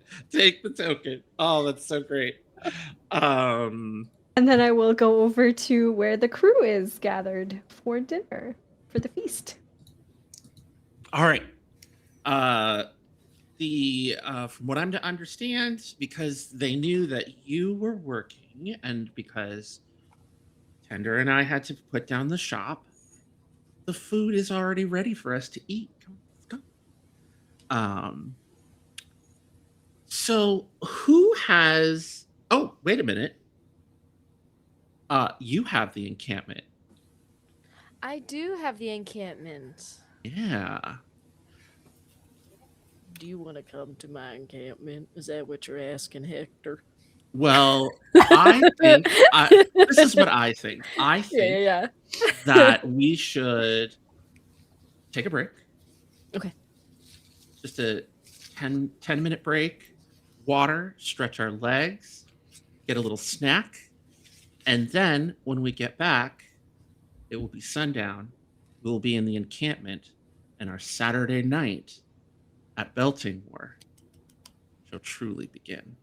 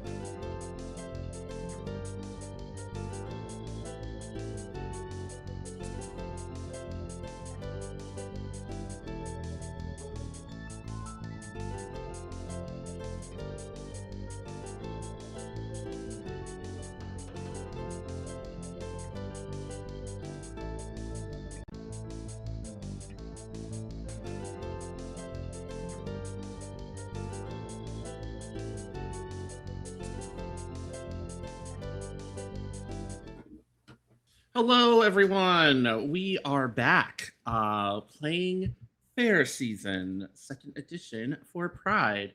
I have been informed that we are currently taking early plus ones for the fantastic Castaway The Woods. So, highly encourage you to donate to our charity. Get your plus ones in early or Castaway the Woods. It's gonna be really cool. So Please, I don't want to Please. die. please do, please. uh, and with that, it's nighttime. We're at the encampment. Dinner has been laid out for everybody. The other friends that we have in the encampment are, well, actually, Kelly, Yes. you're the one that has the encampment. So I I'm do going to have the pass this encampment. off to you. What's it like when we get back to camp? Oh, it's so much fun. So you see a number of tents all set up in various states of like, this tent's too crowded. This tent, also there's a little saying at this event. It's arrows at the door seek different shores, if you know what I mean. So some people are having fun in more private ways. Others are gathered around very large bonfires, partaking in food, partaking in drink, telling stories of the day. Some people are still really in character, like patching up their weapons, repainting, making sure every element of their look is in tip-top shape for the next day. People are singing. There's like a large flag at the center of camp that spiders out with large sets of string lights. So it's like looking up at a heaven of stars as you walk around the camp. The pennants reflect the soft glow, or not soft, the big glow of the bonfires that everybody is just partaking in such merriment around. And you can't help but be caught up in the evening joy that everybody is choosing to partake in. Oh, let's drink. And like and immediately like Fernando goes over to the bar and is making like half strength drinks for Tender and himself, and then full strength drinks for everybody else. Because they have to be able to drink enough water to sober up a little bit. Like technically, he's like, all right, half strength for us, Tender, full strength for everybody else. 2 a.m, we're going for broke, right? I mean, it doesn't take me that long to get to broke as it used to. Oh, that is true. We are getting older, aren't we? Yeah, not as much left in savings, if you know what I mean. Yeah. Well, You're not even that there's- much older than me. Well, I mean, if we're counting years, or an internal clock, possibly. Map makers just age faster than many because we're always looking ahead. Do any of you need like some sort of assistance? I don't want you to not go without. No.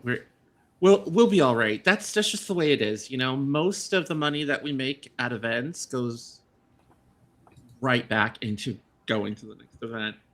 That's why we have to make profit like every single time. Otherwise, we can't put gas in the tank and we can't pay the people that help us out. It just, All right, my dear friends. You are being caught up in business, which I respect.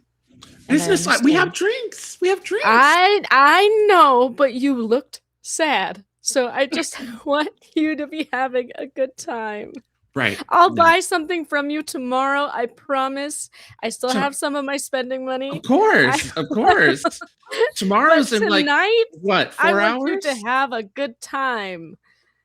Well, You too, Adette. You're still Look. you're furrowing again. You're off the clock, kinda. Okay. You're furrowing Look, right here. Look, Seraphim can tell you all about the time that I made the horrible mistake of deciding to do Midnight Madness drunk. That was... I think I'd like to hear that story. Oh, I'm gonna make the weak move, tell a clever lie rather than an Oh, interesting dang it. truth. No. There I was schnockered out of my mind. And I've decided it was going to be a good idea that I was going to do $5 drunken tarot. What? To those of you who were there, it was actually free. So there was a line $5. going all the way around Merchants Row, and there were breakups, and there was the exposure of... I managed to say, let me tell you, and like they're drinking. The best moment of that night had to be when this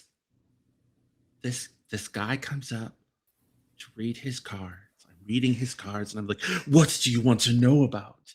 And he's like, well, my girlfriend and I are thinking about maybe having a threesome. And then I look over the shoulder and their tender is going like this, and the girl is like, Oh, that's behind the guy. Yeah. And so I proceeded to use a little trick, and I pulled out the death card and I said, no, horror, terror. And then I did another trick and I pulled out the tower, destruction, darkness. No, this is a terrible idea. Don't Is that what take the tower means? anyone else to your tent tonight. Just you and her, and be happy for what you have. Oh, I had that guy crying as he was like leaving. that's incredible. That's good. That's good. Are you going to tell the end of that story, or? Yeah, I was waiting for the end too. The end of me the too. story. Oh, it was so he's like, "Ah!" He like heads off. He's like crying, and like the girl just sort of shimmies away and looks at Tender and looks at me and is like, thank you, and like leaves. But no, it was a freaking crazy night. I made hardly like really any money at all, and like because I got so drunk I stopped collecting the cash, and woke up with a splitting headache and took me all day, and had to break down the entire shop hungover. And Oh, But you have a good story. I do have a good You story, do. especially with Nimue having to pack down the entire store while I was sweating which out all is the alcohol in my tent. so unexpected. that and just making men cry is fun. This is true. Like Sir Gerald and Sir Gregory as Tender. You There's made two. Gregory. Sorry, I don't even know who Gregory is. I'm just pretending like I do. Yes, there was a second one. It's a lot of G's, but yeah. Do you think There used to Gregory be like needs a rule around the nights or something. Yeah, something. You think Gregory is brokenhearted? Do you think he's gonna need maybe a little massage? Oh, are you interested? Oh, you know that I love taking nights back to my tent. I mean, not as much as Seraphim, but I can find him. Greg! he is what? He is not in our camp. I don't know what you're doing. Oh no, look, he's right over there. Greg, hey! Hi! Hold on. Wait. What's setting element do you have again? Oh, you have I'm the encampment. Oh, This is my Yeah. house. yeah. This is my house. I see we're yeah. creating a No, minor no. character who is a campmate. Who is a guest? Actually, wait. What is it? Are they a campmate or a guest? Are they a guest? Yeah, I guess guess. it would be a guest. We could say a guest. We could say a guest. Man, Yeah, this yeah, is yeah. great. Hello, Gregory. I'm not prepared to voice Gregory. Somebody else be Gregory. Who would like to pick up? Oh my God, I'm gonna so I be can roleplay Gregory. You want to be Gregory? I want to Okay. be Gregory. The excitement Gregory, in your yes. voice is delightful. Yes, absolutely. So what does Gregory look like? This night that we've been talking shit about. That Gregory is a bear. Gregory's a bear. Tall, broad, heavy set in the best ways everywhere. You called my name? Yeah, I called your name. Why you? Listen, you're still trying to. Okay. Hey, have you I'd met? like to be in character. Oh, you're committed. I don't think it Oh can my be in gosh. character if you say that you're in character. Yeah, that's fair. It kind of defeats the I was purpose. thinking- Gregory. It could Well, fix none it of if you you were say fun. second time. Look. Did you say none of us are fun? No, Yep. I you know what? I'm Greg, what the very- fuck? I heard that you have a whole bunch of injuries from fighting earlier. I do. I have a lot of bruises, and he starts taking off pieces of his armor and like showing off all of these weird bruises all over his big arm. Really? All Oh, right. your I bicep looks swollen. just so yeah, That's just my muscle. so huge. Oh yeah. I am gonna make a strong move. Oh. Yeah. Here we go, And another corrupted night. I'm going to make an offer they can't refuse. Look, free of charge. I have my massage table over there set up in the back tent. Why don't you go over there, take off your armor, lay down, face down, and I'll come over and I'll work out a bunch of those knots. He shifts slightly, looks you up and down, raises an eyebrow. Do you want the pants on or off? Why don't we discuss that once we get away from prying eyes? All right, let's do this. Can't wait for my muscles to be worked on. I'll be back. Put an They've arrow always- on the door. Hopefully not too soon. They've always say- been good with rocks and other dense things. And I would like Said it, to not do me. that move where, what is it? I offer a harsh critique and Oh! gain a token. Yeah. Oh, y'all are the best. That was And then awesome. can I do my weak move? Get involved in drama that is none of your business. Yes. Yes!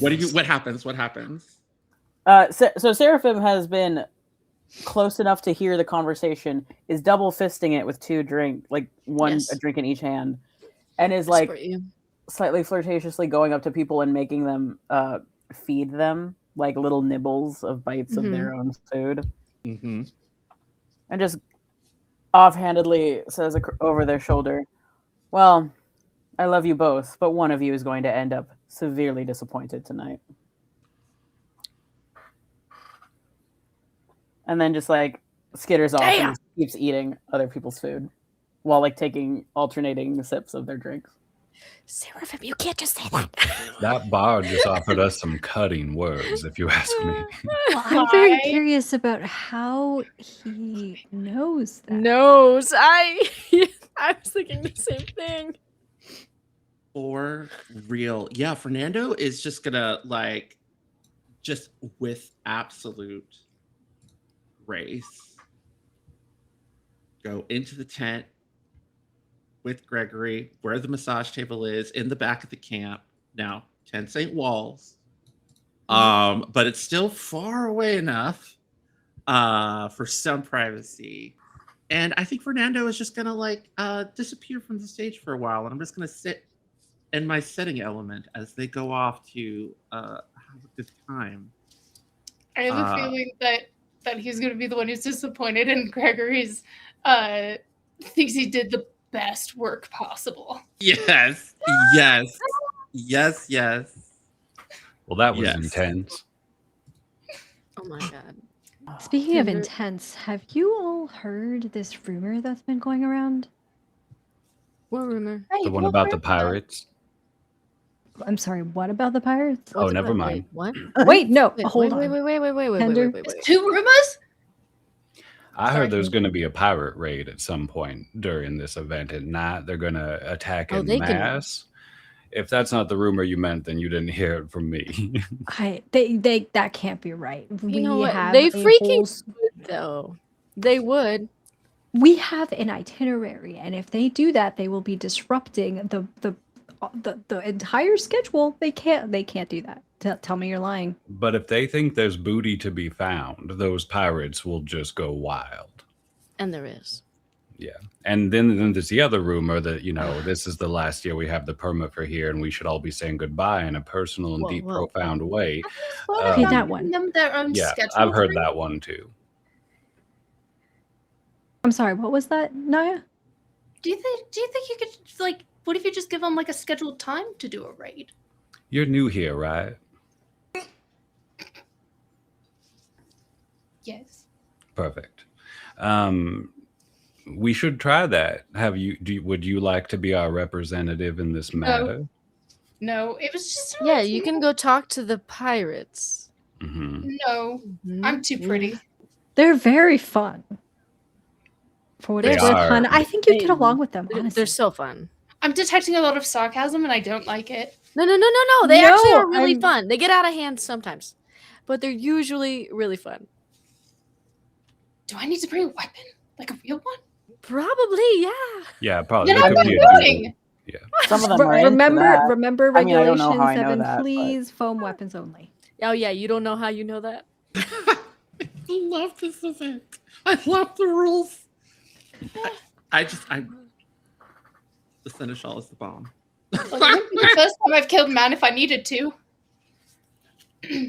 Well, you won't be doing much killing with foam, but... Yeah. You'd be surprised. Oh. Yeah, tell that to the ocean. We should move the conversation. Yeah, so about that rumor, where did you hear it from? Naya, have any of the new folks been saying things that they shouldn't? I don't think so. It depends. What's the rumor? Well, like Tender said, there's this terrible rumor going around that this is the last year that we're going to have this event and we should all be saying goodbye because it's going to be somewhere else or not happening at all next year, as if the organizing committee doesn't work hard enough to make this event happen every year. You all do a very good job. Thank you. Does that get you a token? Is that your lure? Yeah. Yes, anytime you respect or defer to my authority, you get a token. Yep. As far as I'm aware, none of the newcomers have said anything. But then again, we're not exactly embedded in the community to probably even be told a rumor.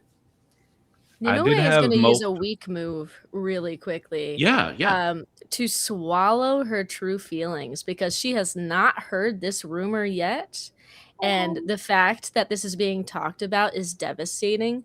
She's probably only come to this event maybe like 4 years, and it is her favorite time of year now. She looks forward to it all year. She has like it on her calendar. And the fact that it could be moving somewhere, maybe more inaccessible or maybe just ending altogether is just truly just devastating. So she's just sitting back and listening to her favorite thing potentially being taken apart. I did have a few customers today who, when they purchased a map, it seemed like it was for more of a keepsake than it did in years past. So that's where I gathered it today. I assumed we'd find out more tonight, seeing you and knowing you always have the skinny on what's going on around the old place. So is the rumor like true in a way that's like... No, of course not. Okay. No, of course not. No, and if it is, well, I don't know about it, and that doesn't make any sense because I'm on the organizing committee. If we were not going to do this, or if we were going to move it next year, that's a whole ordeal. Those are high-level decisions. Shouldn't we just then counter with another rumor to see if that one goes more wildfire? Like what? I don't know. Like the event will be bigger. Like we're expanding. Yeah, like something like that. Oh, well, I don't know if we can make those promises. It's not a promise, it's a rumor. Is it better than the rumor of it being cancelled? Maybe if it's like threatening to be cancelled, then it would make people spend more money. So maybe it's a good thing. No. No? Oh. No. No. Okay, It's just a rumor, though. It doesn't have to mean anything. Has the council looked at other locations? no, not that I know of. Oh, so it might have happened without your knowing. What do you mean? Oh, Like this could be above your pay grade, sort of? Well, that doesn't make any sense. I mean, I know I'm not nobility, but Oh, heck, did you hear that thunder? It might just rain. are you making decisions without me? Am I getting cut out? do you No, want me to find no. out? Am I getting cut out? Do you want me to find It's out? important be. for that. I can find out. Naya, yes, please. Cool. Now, the pirates Um, might know more about that when you're already talking to them for that earlier thing. I'm gonna take an action, leaving myself vulnerable, and I'm gonna Yeah. go talk to someone higher. Oh, okay. All right. So you kind of get up and you start heading to base camp to like. Yeah. Okay. Yeah. All right. Does anybody follow? Somebody stop me. I will follow. Thanks. Okay. So Seraphim follows. Awesome. Okay. Like, I will still I- give you the token for attempting to go off on your own because the intention was there. But Seraphim, you're gonna. Oh, I feel like. What do you got? Oh, no, it's just, I think they follow not directly, but almost haphazardly, like like pretending to be half drunk, like staggering a little bit, just wander. Okay. But Being the still- eyes that I feel Yeah, following. yeah. Okay. Uh-huh. All right. So let us. Who would we like to kind of follow in this moment? Because we all have setting elements. We all have character. Seraphim and Naya are heading off because Naya is going to try and talk to someone in authority. We do Um, have from the populace. We have the kingly scribe.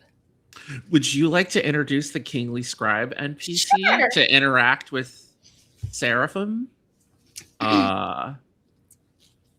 Let's see. You know, we're gonna go in the opposite direction that we were before with the bear. This king is a twink.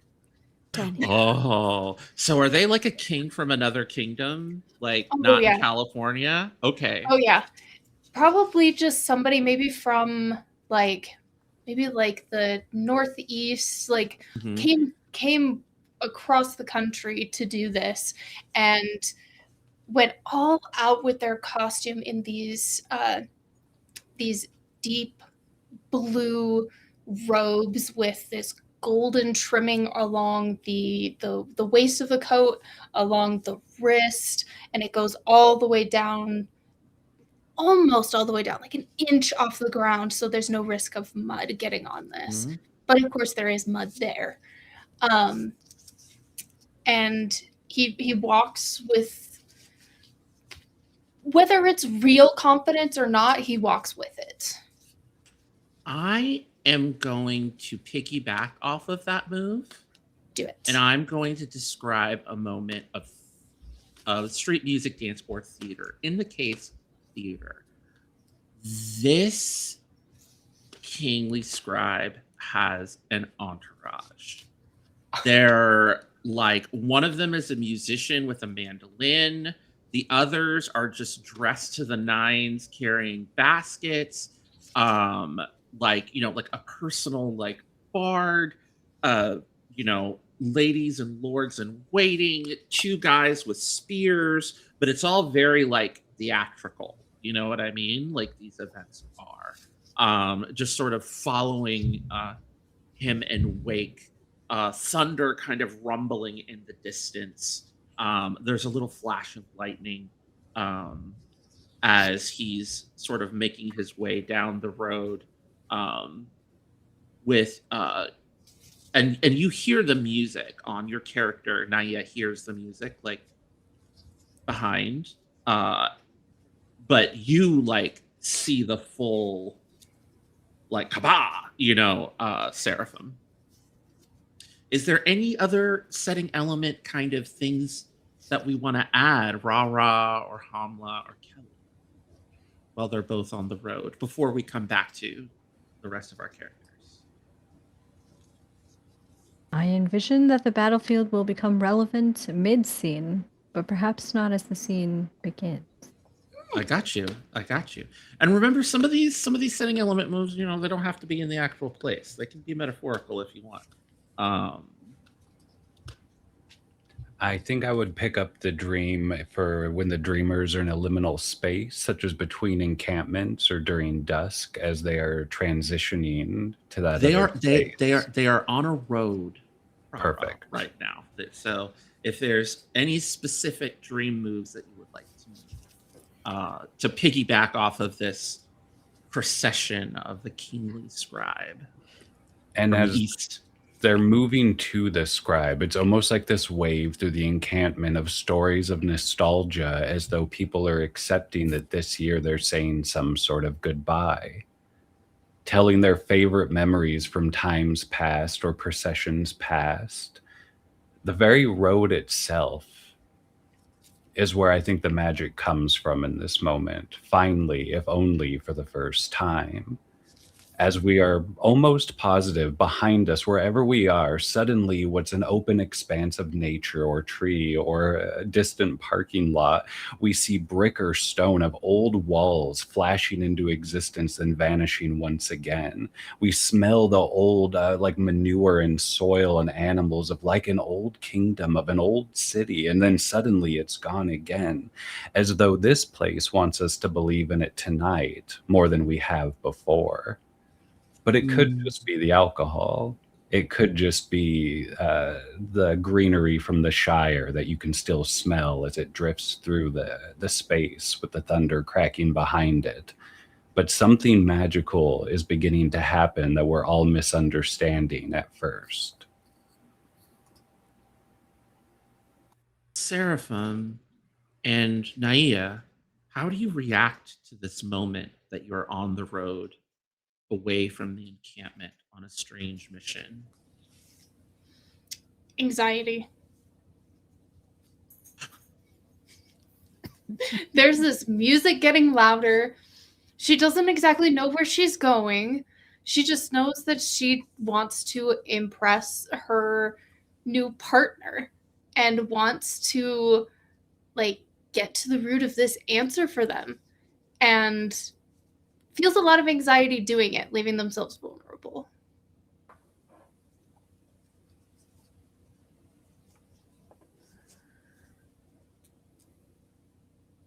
I think Seraphim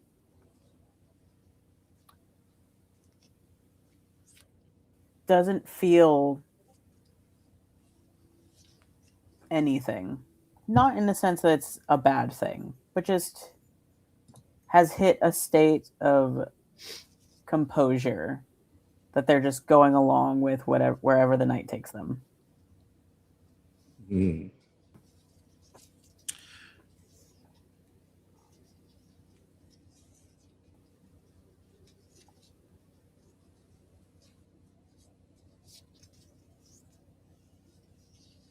So what's going on back at the camp?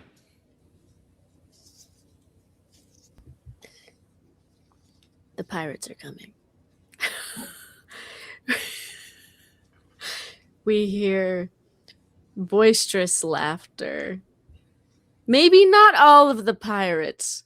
Some of the pirates have gotten a little rowdy, have left their encampment and thought, hey, let's go make friends or enemies or elsewhere for fun. Yes, this is it's a swarm of pirates coming to camp. Yes. So the laughter gets a little more raucous, and it's I think we certainly are hearing them before we're seeing them. I think even Fernando, in whatever state of pleasure they are in, I believe they would hear the pirates approach. You can always hear pirates coming. Right. More ways than one. More ways than one. More ways than one. Oh, gosh. The spirit of the battlefield at night is one that is different than during the day. While there are rumors that the pirates planned to conduct a mass raid tomorrow, well, them coming tonight is with less contentious intentions. And so when they come with the spirit of play.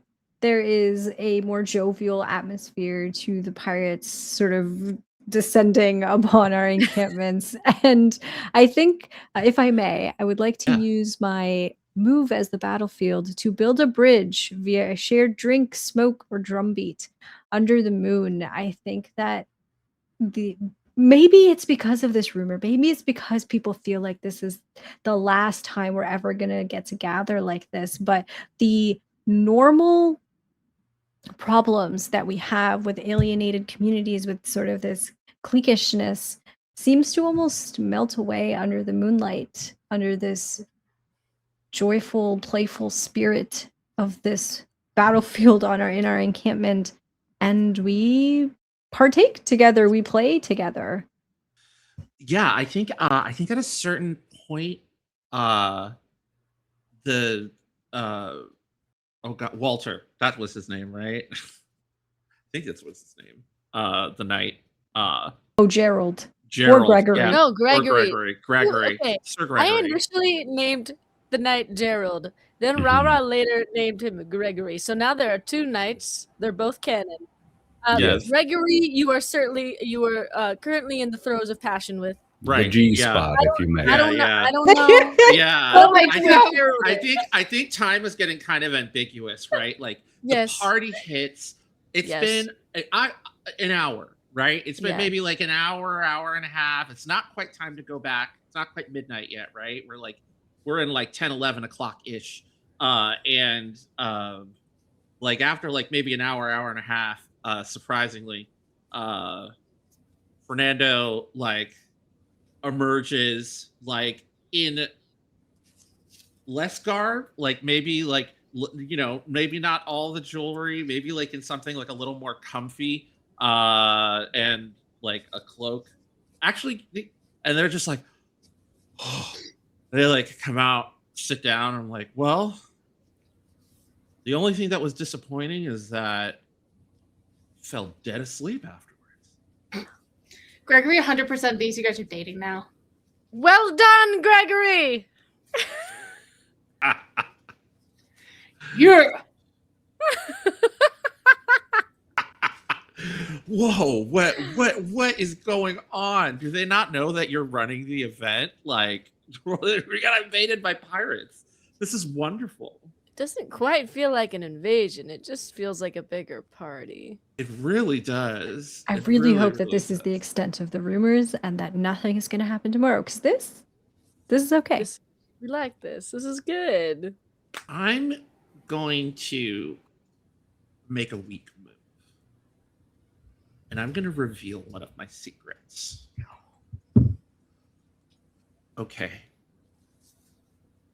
Probably shouldn't be telling you this, but one of my friends, you've done a lot for the event, and you're being really good to these people when a lot of other people in charge aren't. Jacob Blackhand, the pirate king.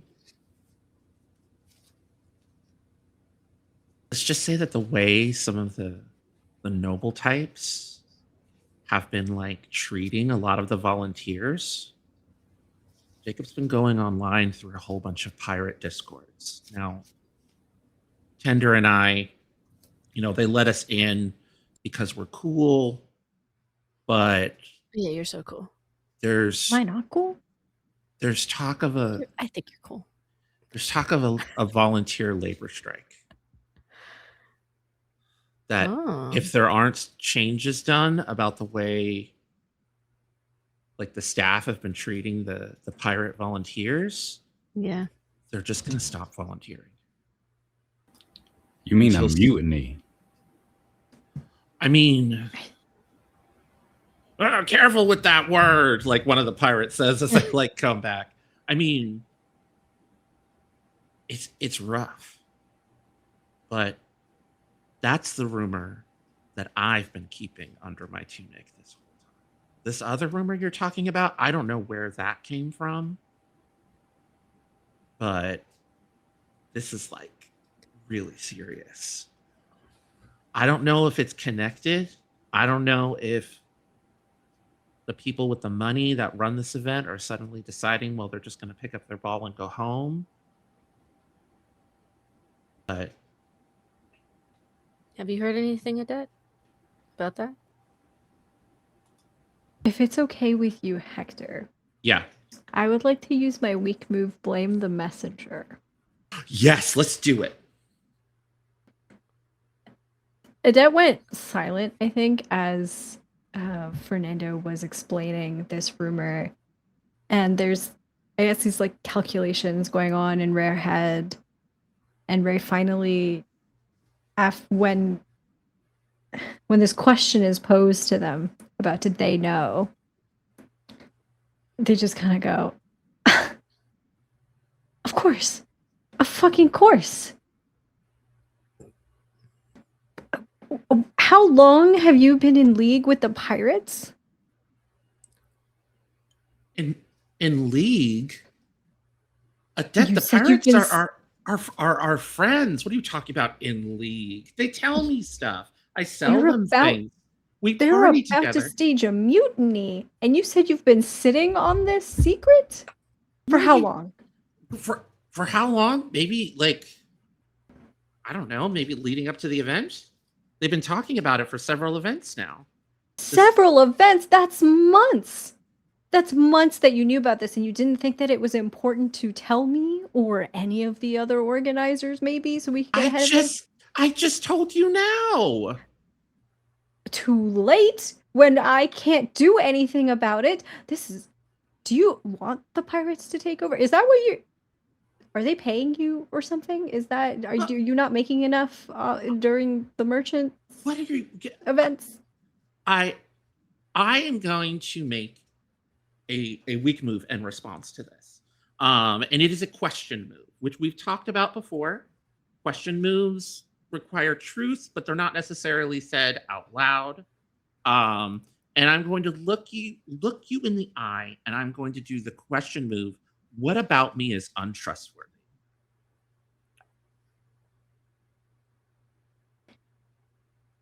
And I don't say this, but I think you can get the sense, and then maybe this has been building up over multiple events, right? Maybe this has been building up over time.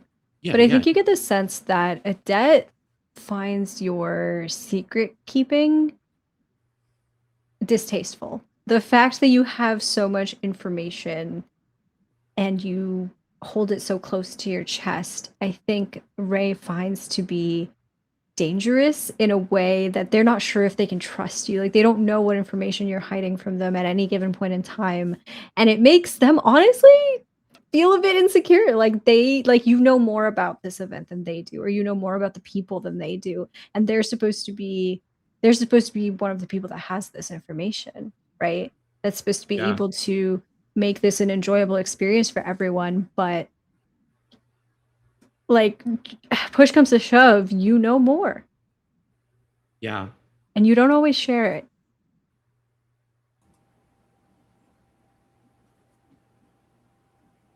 I want to give space to Tender and Nimue in this moment before I respond. I would love to do the move, miss the forest for the tree. I believe it is. Yeah, miss the forest for the tree. As Tender's sort of watching this interaction between the two, happy that the target of it seems to be Fernando, with Tender just kind of left out of the conflict, which is beautiful. He's been to these since he was quite young. It's like the only part of his year he looks forward to. And he's watching these younger floods of pirates come in through the space. So it kind of changes even the aesthetic of the view in front of him. And then there's the two of you locked into this moment. And it's almost like he sees a younger, messier generation taking over this space where this rumor of replacement is already happening, while seeing the older generation taking themselves maybe a little too seriously to have fun. And he's just watching this and thinking about all the years that have come and gone here, and wondering if maybe it wouldn't be bad to get a new surrounding. Just while he sips his Yeah. half drink and watches the two of you. I think. Oh God. I think Nimue, seeing such a charged conversation between friends and hearing the mistrust of the pirates and trying to find some equilibrium again, some middle ground to get us back on a steady path together. This is gonna be so silly. I am going to use a strong move. And I'm going to, in a very compatriot sort of way, issue a challenge to the pirates present by performing a feat of legendary skill. So maybe Adet can be comforted in some way, seeing that perhaps this rumor, maybe they aren't the enemy. Maybe they are not, the wolf, not really the wolf in sheep's clothing, the wolf in wolf's clothing. The wolf at the door. But you know what I mean? Yeah, the wolf at the door. Perhaps this rumor isn't all it's cracked up to be. So I will challenge them. Hey, we invoked the battlefield, right? We did. Yeah. I'm going to challenge them to a friendly spar. Yes. Yeah. I think some of the pirates, they pull out like wooden practice knives. And like a circle is pushed back in the camp, and you start leading them in like trouncing them one after another in like knife fighting, but safe knife fighting, because it's not actual, it's the soft, like the soft wooden ones with leather wrapped handles that you use for training. And Nimue is really hamming up the performance aspect of this. This is clearly not done with any sort of aggression. This is for the fun of it. These are people having a wonderful time at the event that you organize. This is the battlefield at night, after all, and I think that you are evoking the move resolve a conflict through simulated violence. But as you are fighting with these pirates, the battlefield at night also desires introspection. And so, Nimue, when you put on this performance, what do you reveal about yourself, perhaps accidentally, to everyone watching? Yeah. I think the excitement with which she is performing is laced with a desperation, because this certainly cannot be the end. I'm having so much fun, and all of my friends are here, and this is where we always are, and we will continue to be here. This certainly can't be the last time I draw my sword or my dagger or my maul. We'll be here next year, and if we're not, what respite is there for me in a year of schedule and routine and the humdrum daily life? So there are certain moments in the performance where she falters. Maybe she steps in some slightly wet mud or gets distracted by somebody hollering in the crowd, and she regains her composure, but the cracks in the armor are still there, and people can see it. This violates the foam weapons only policy is all I'm going to say. Yeah, I wanted to use my maul. They took out the daggers. I think Fernando blanches at the sudden explosion of like jubilation, like these pirates, like like that the camp has like become the center place for a spontaneous Mm-hmm. moment, and I think he's gonna take that time to like think and then look Adate in the eyes, his eyes shining a little bit with maybe hurt, vulnerability. You're not really sure. Everybody's been drinking. It's really loud. But I want to do the strong move and I want to ask the question move. How might I gain your trust? Honestly, it's simple. On the surface, the way to gain Adette's trust right now is to help Rem find the source of this rumor, but really, truthfully, deeper down than that, it's about making sense of it. What does it mean for this rumor to, not even if it's true or not, but for it to even exist? And for people to believe it so easily and for it to spread? What does that mean? For you, for me, for the event, for all of us.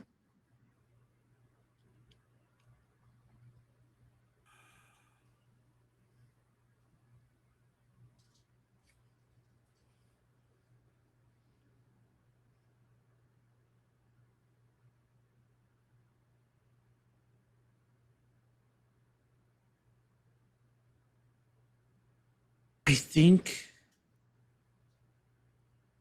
I actually think Naya had the right idea.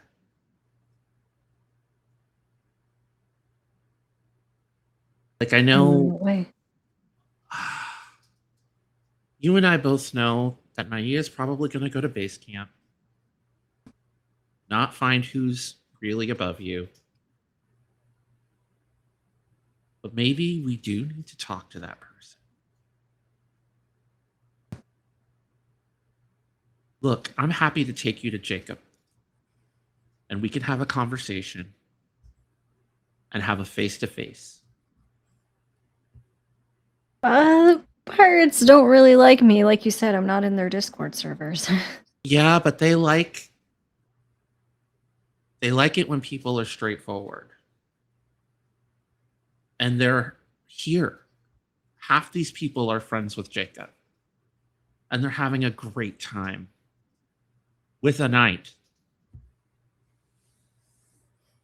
And Adette looks over at Nimue and the way that she is performing, and I think catches a glimpse, a moment of that break in her armor, sees what this event means to her.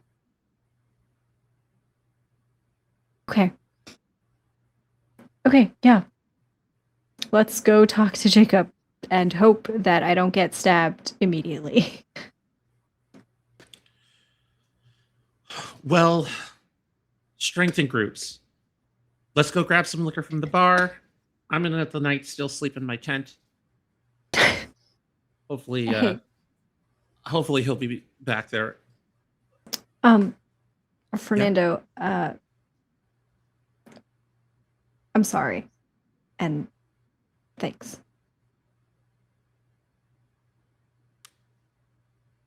What's a little bit of drama between friends? It wouldn't be war if it wasn't happening. You got that right. Come on, Tender. Let's go for a walk. Let's burn off some of this energy before we have to reopen shop, okay?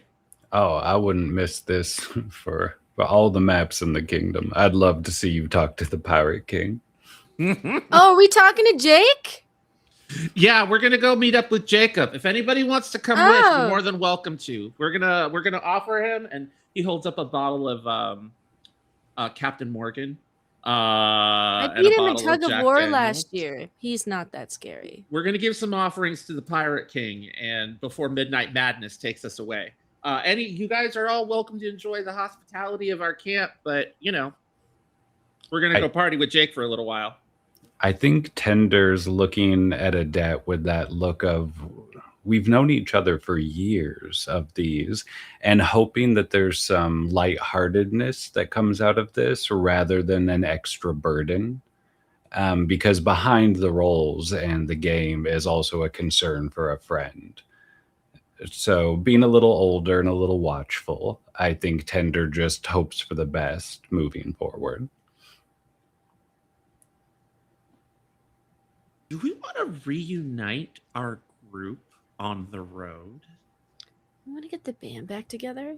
Yeah, in the Could I- midst. Yeah, Can I talk to the nobles just like a little bit before they get there? yeah, absolutely, I absolutely.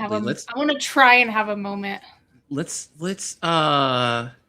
would you like let's switch around some setting elements, right? Like I'm down to play some nobles if you want to hand me the populace. And I will, if you want to hold on to Merchants Row, you're more than welcome to. If anybody else wants to switch any setting elements they like, I'm obviously trading away the encampment because we have gone wandering. yes. Okay. Who wants to hold on to the encampment now and switch with Kelly? Which one do you want? Oh, Yeah. wait, no, you know what? I think I'm using the wrong term. I think I was just insinuating that we were moving away from the scene. So we Oh, could, I but see. That's Gotcha. Oh, all. yeah, Totally that's was right. Gotcha. Yeah, I got you. No, I'm not giving up my house. I'm sorry. Wrong phrasing. Yeah. Okay. So you're You just were like, you no, will take this from my cold dead hands. I'm running this setting element. I like it. It's great.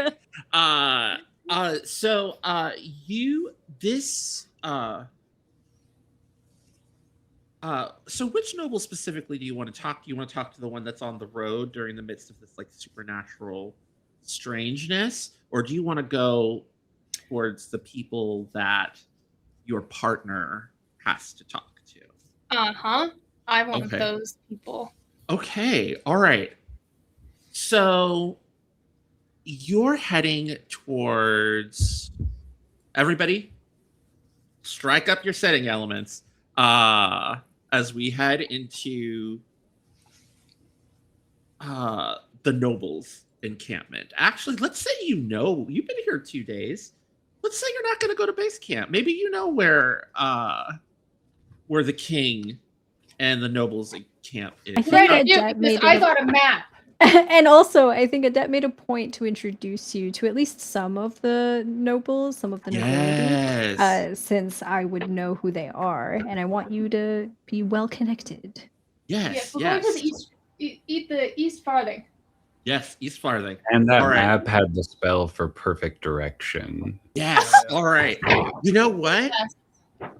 I think, Rara, I think that the magic of your spell like gets you there almost immediately. Like you don't know that, you're just like, oh, it's a 5-minute walk because you're new. But if you were a veteran, you'd be like, no, this is magical. Like, there's no way. The whole event is like a mile from tip to tip. Like, how did you walk a quarter of a mile in like 3 minutes? That's not how that works. But And I think the dream would add that the go soil ahead. staining the bottom of your boots does not match what everyone else sees on the road. God, Yes. that's so good. That is so good. So you arrive at the nobles' encampment. Is your intention to go alone, or do you want Seraphim that you see in the corner of your eye behind you to come with you? The intention is to go alone, but she wouldn't stop if it were to happen, but she wants to do it on her own. Okay. All right. I'm nervous. I think you, the King of the East, Seraphim,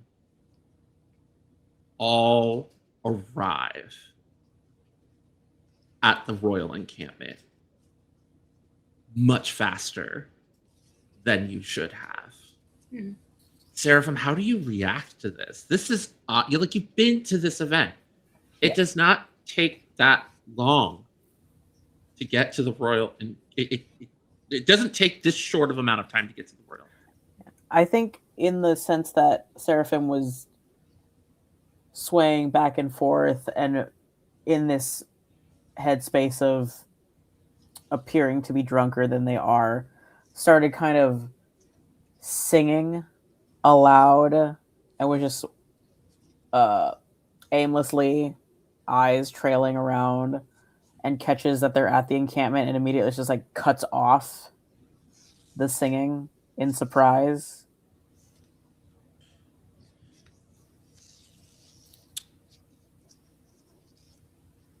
I have the populace now. So I am going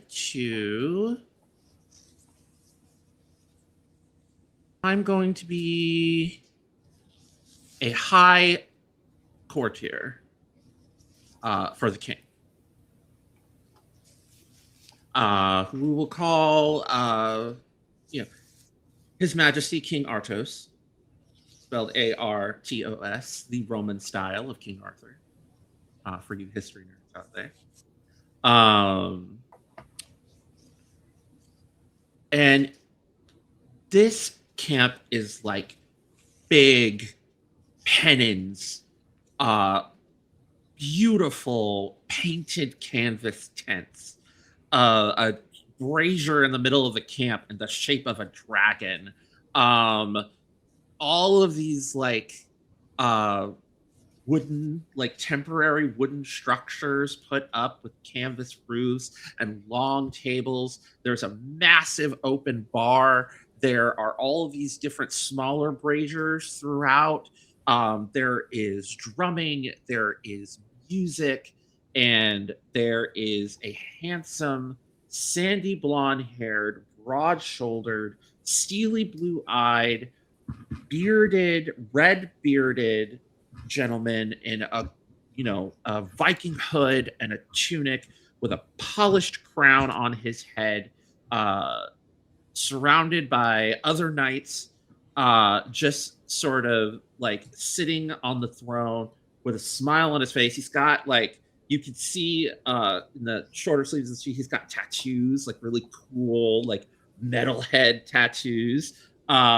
And he's there, and the guards just let you in because you're in noble finery. Come on. You're in noble finery. And they've seen you before with the seneschal, with the autocrat of the events, and you're apparently in the entourage of the king of the Northeast. So they just sort of let you in. Take your moment. What does Naia say to the king when you get there? So, are we really moving the event somewhere else? Seems a shame, doesn't it? Where did you hear that? Oh, around. That's what everybody's been saying. I've been trying to figure out where this rumor started. It pretty much people started whispering it. So you don't know where it came from? That was so weird. You're the one in charge? I mean,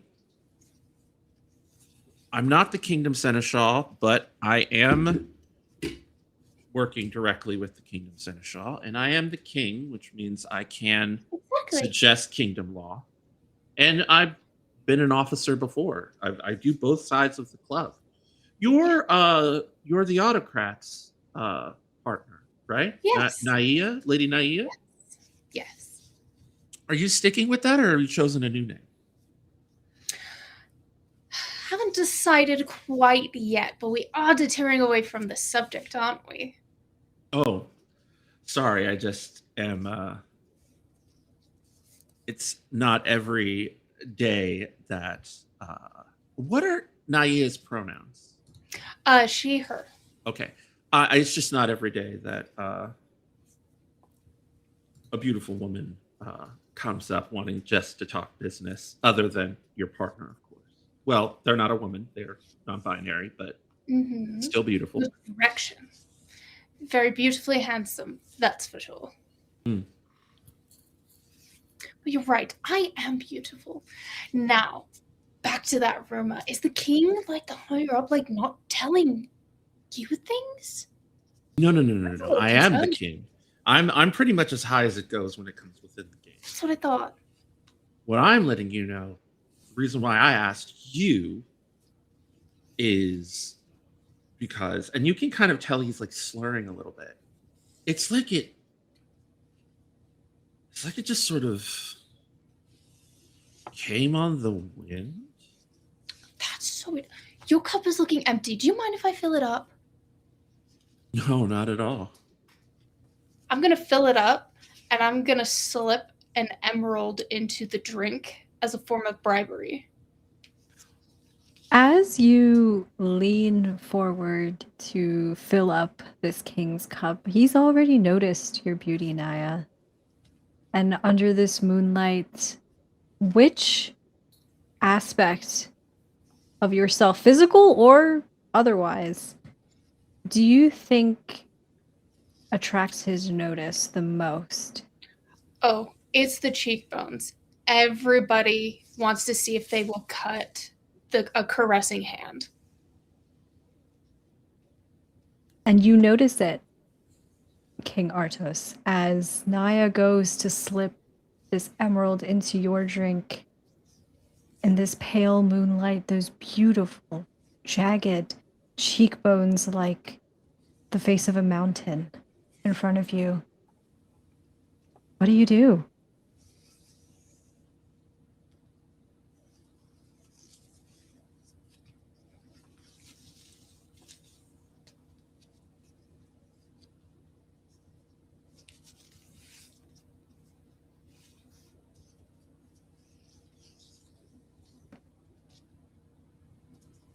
Did we lose Hector? No, I'm here. I'm Oh, here. okay. That was a question for you, Hector. Oh, that was for as me. King Oh, Artos, yeah. As King Artos. I apologize. I thought that was the question. I just thought you were deep in thought, and I was like, this is gonna be good. I was like, no. wow, What they're does he really do? cooking over there. He's going to offer much needed insight. No.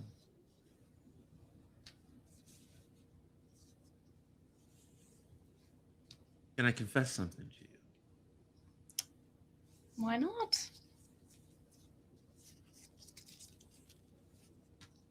When I was in procession, I heard the rumor on the wind. Literally. Ooh. I thought someone had whispered to me.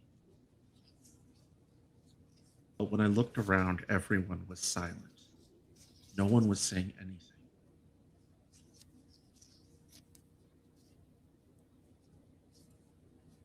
I'm a pagan. I don't make a secret of it. I believe in the old ways. I believe in the old gods. And that makes some people in this hobby think that I'm crazy. That I don't have a grip on reality. There are people that are scientists. There are people that are realists.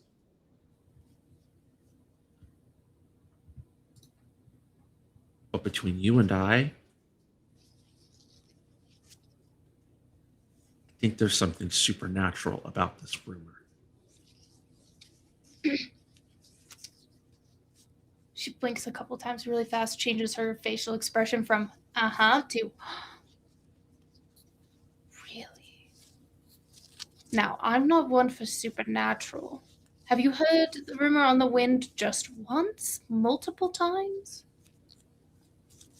Heard it on the wind once, and the only other times I've heard it repeated is from people who can't tell me where they heard it from either. That's really unfortunate. Rara, I would like to invite you to close out this first part of our story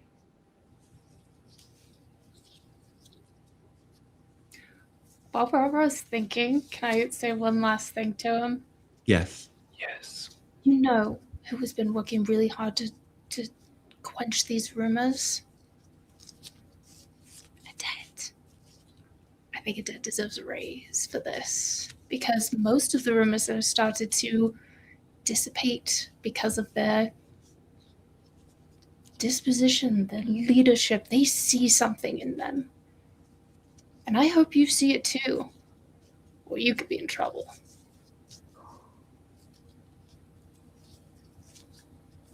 And I think with those words, wherever one is, however many are included in this moment or this waking dream, we all hear a deep horn as though it was blown over hills and meadows, still filled with the need for courage, the need for toil in the sun and magic in the shade.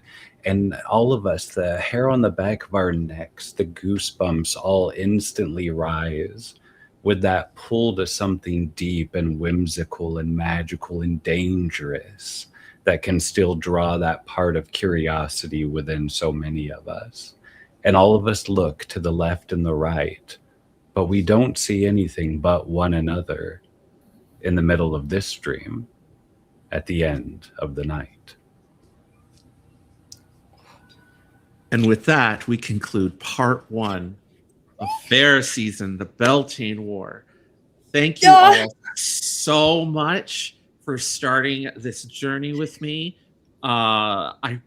This is so amazing. It's such a blessing. I have been Okami. I've been your facilitator and player and the creator of Faire season. Thank you to Game Master Monday for this opportunity. Our wonderful audience. Please, I am my amazing fellow players. Tell us your name, plug, and just tell us where we can find you and one project that you are dreaming about, and then popcorn it over. We're going to go ahead and start. We're going to change it up. I'm going to start with our bard, Monroe. Hi. Hey, y'all. I'm Monroe. I use he, they pronouns. I've been Seraphim, who uses they, them pronoun, they, he pronouns.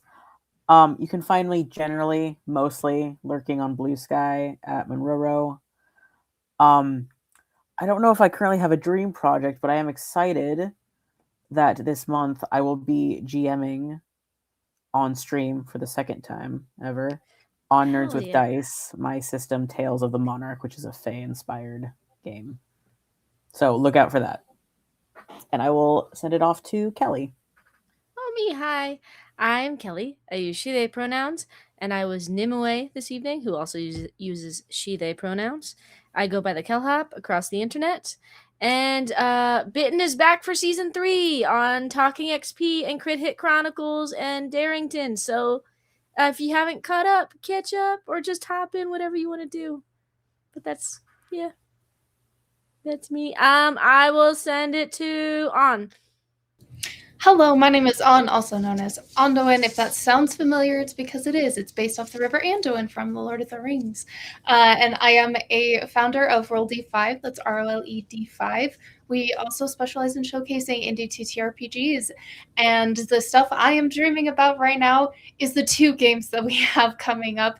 We have a wonderful Juneteenth cast coming in. We have Dane Saint as a guest guide for the game. It's going to be absolutely beautiful. And then for our last Pride game of the month on the 25th, we have Together We Write Private Cathedrals, and that is with Daniel and Keon. That is going to shatter hearts. This is a wonderful month. Happy Pride, everybody. This is so exciting. But yeah, you can find me everywhere as Ondoin. It's easy. Mostly to spell. And then I'm going to send it over to my in-game partner, Hamna. Thank you so much. Hello, everyone. My name is Hamna. I use any and all pronouns. Oh my God, I have been Adet Starfall, who uses they, Ray pronouns, who is going through it. You can find me all over the social medias at Lilith TTRPG. I am a TTRPG performer, producer, designer, wearer of many hats, as many people are in this space and industry. I am also the executive director of Tender Vicious Studios, which is a multimedia production animation studio that makes experimental art with intent. As soon as life is done kicking me in the butt, I promise episode 9 of Laurie's House will go up. It is done and edited. I just need to make the transcript of it to go with the episode. But for those of you that don't know, Laurie's House is a actual play audio drama podcast that is coming out through Tender Vicious Studios about imperfect memory, identity, and community. You should go listen to it and catch up on it while I am being kicked around and am on a hiatus uploading episodes, but I will finish that soon. And with that, I will pass things over to Rara. Hi, I'm Rara. Laurie's House is a fantastic listen and a very innovative way of using this game for a beautiful story. I highly recommend it. But hey, I'm Rara. I go by they, he pronouns. I run a little podcast called The Heart is a Dungeon, and sometimes I show up in other places. But that's most of it. I'm running. What am I doing? Oh, we have a whole new series starting soon called Babylon You Are Everything, which is kind of a ongoing sandbox with different chapters and different people and dozens of guests, and it's going to be going for quite a while. So that's sponsored by Evil Hat, and it's going to be very exciting. We're actually playing Thirsty Sword Lesbians and not some weird little system that I made up myself. So thank you, Hector, and thank you to Game Master Monday, the best in the biz. Oh gosh. Well, as I said, I have been Okami, aka Hector. You can find me on Blue Sky at khokami.io or on Instagram at khokami. I am the creative director of House of Dreams, a actual play creative collective that is run and platforming BIPOC, LGBTQ, and marginalized folks. I am also the community outreach and charity lead over at Apochromatic Unlimited, a actual play BIPOC creative collective. I do lots of stuff. The thing that I'm dreaming the most about is that my Wander Home series, The Season's Oath, will be coming back to House of Dreams on the 18th. So please join us at noon Eastern Time over at House of Dreams, and where we are telling stories about animal folk finding a place to call home, healing from trauma, and encountering magic and small and forgotten gods along the way. So come and be a part of that beautiful story and heal with us. We will see you in 2 weeks' time for the second half of this on the 26th. Same Game Master Monday time, same Game Master Monday channel, and we will see how our friends deal with the mysterious supernatural forces spreading rumors about their event. Until then, happy dreaming.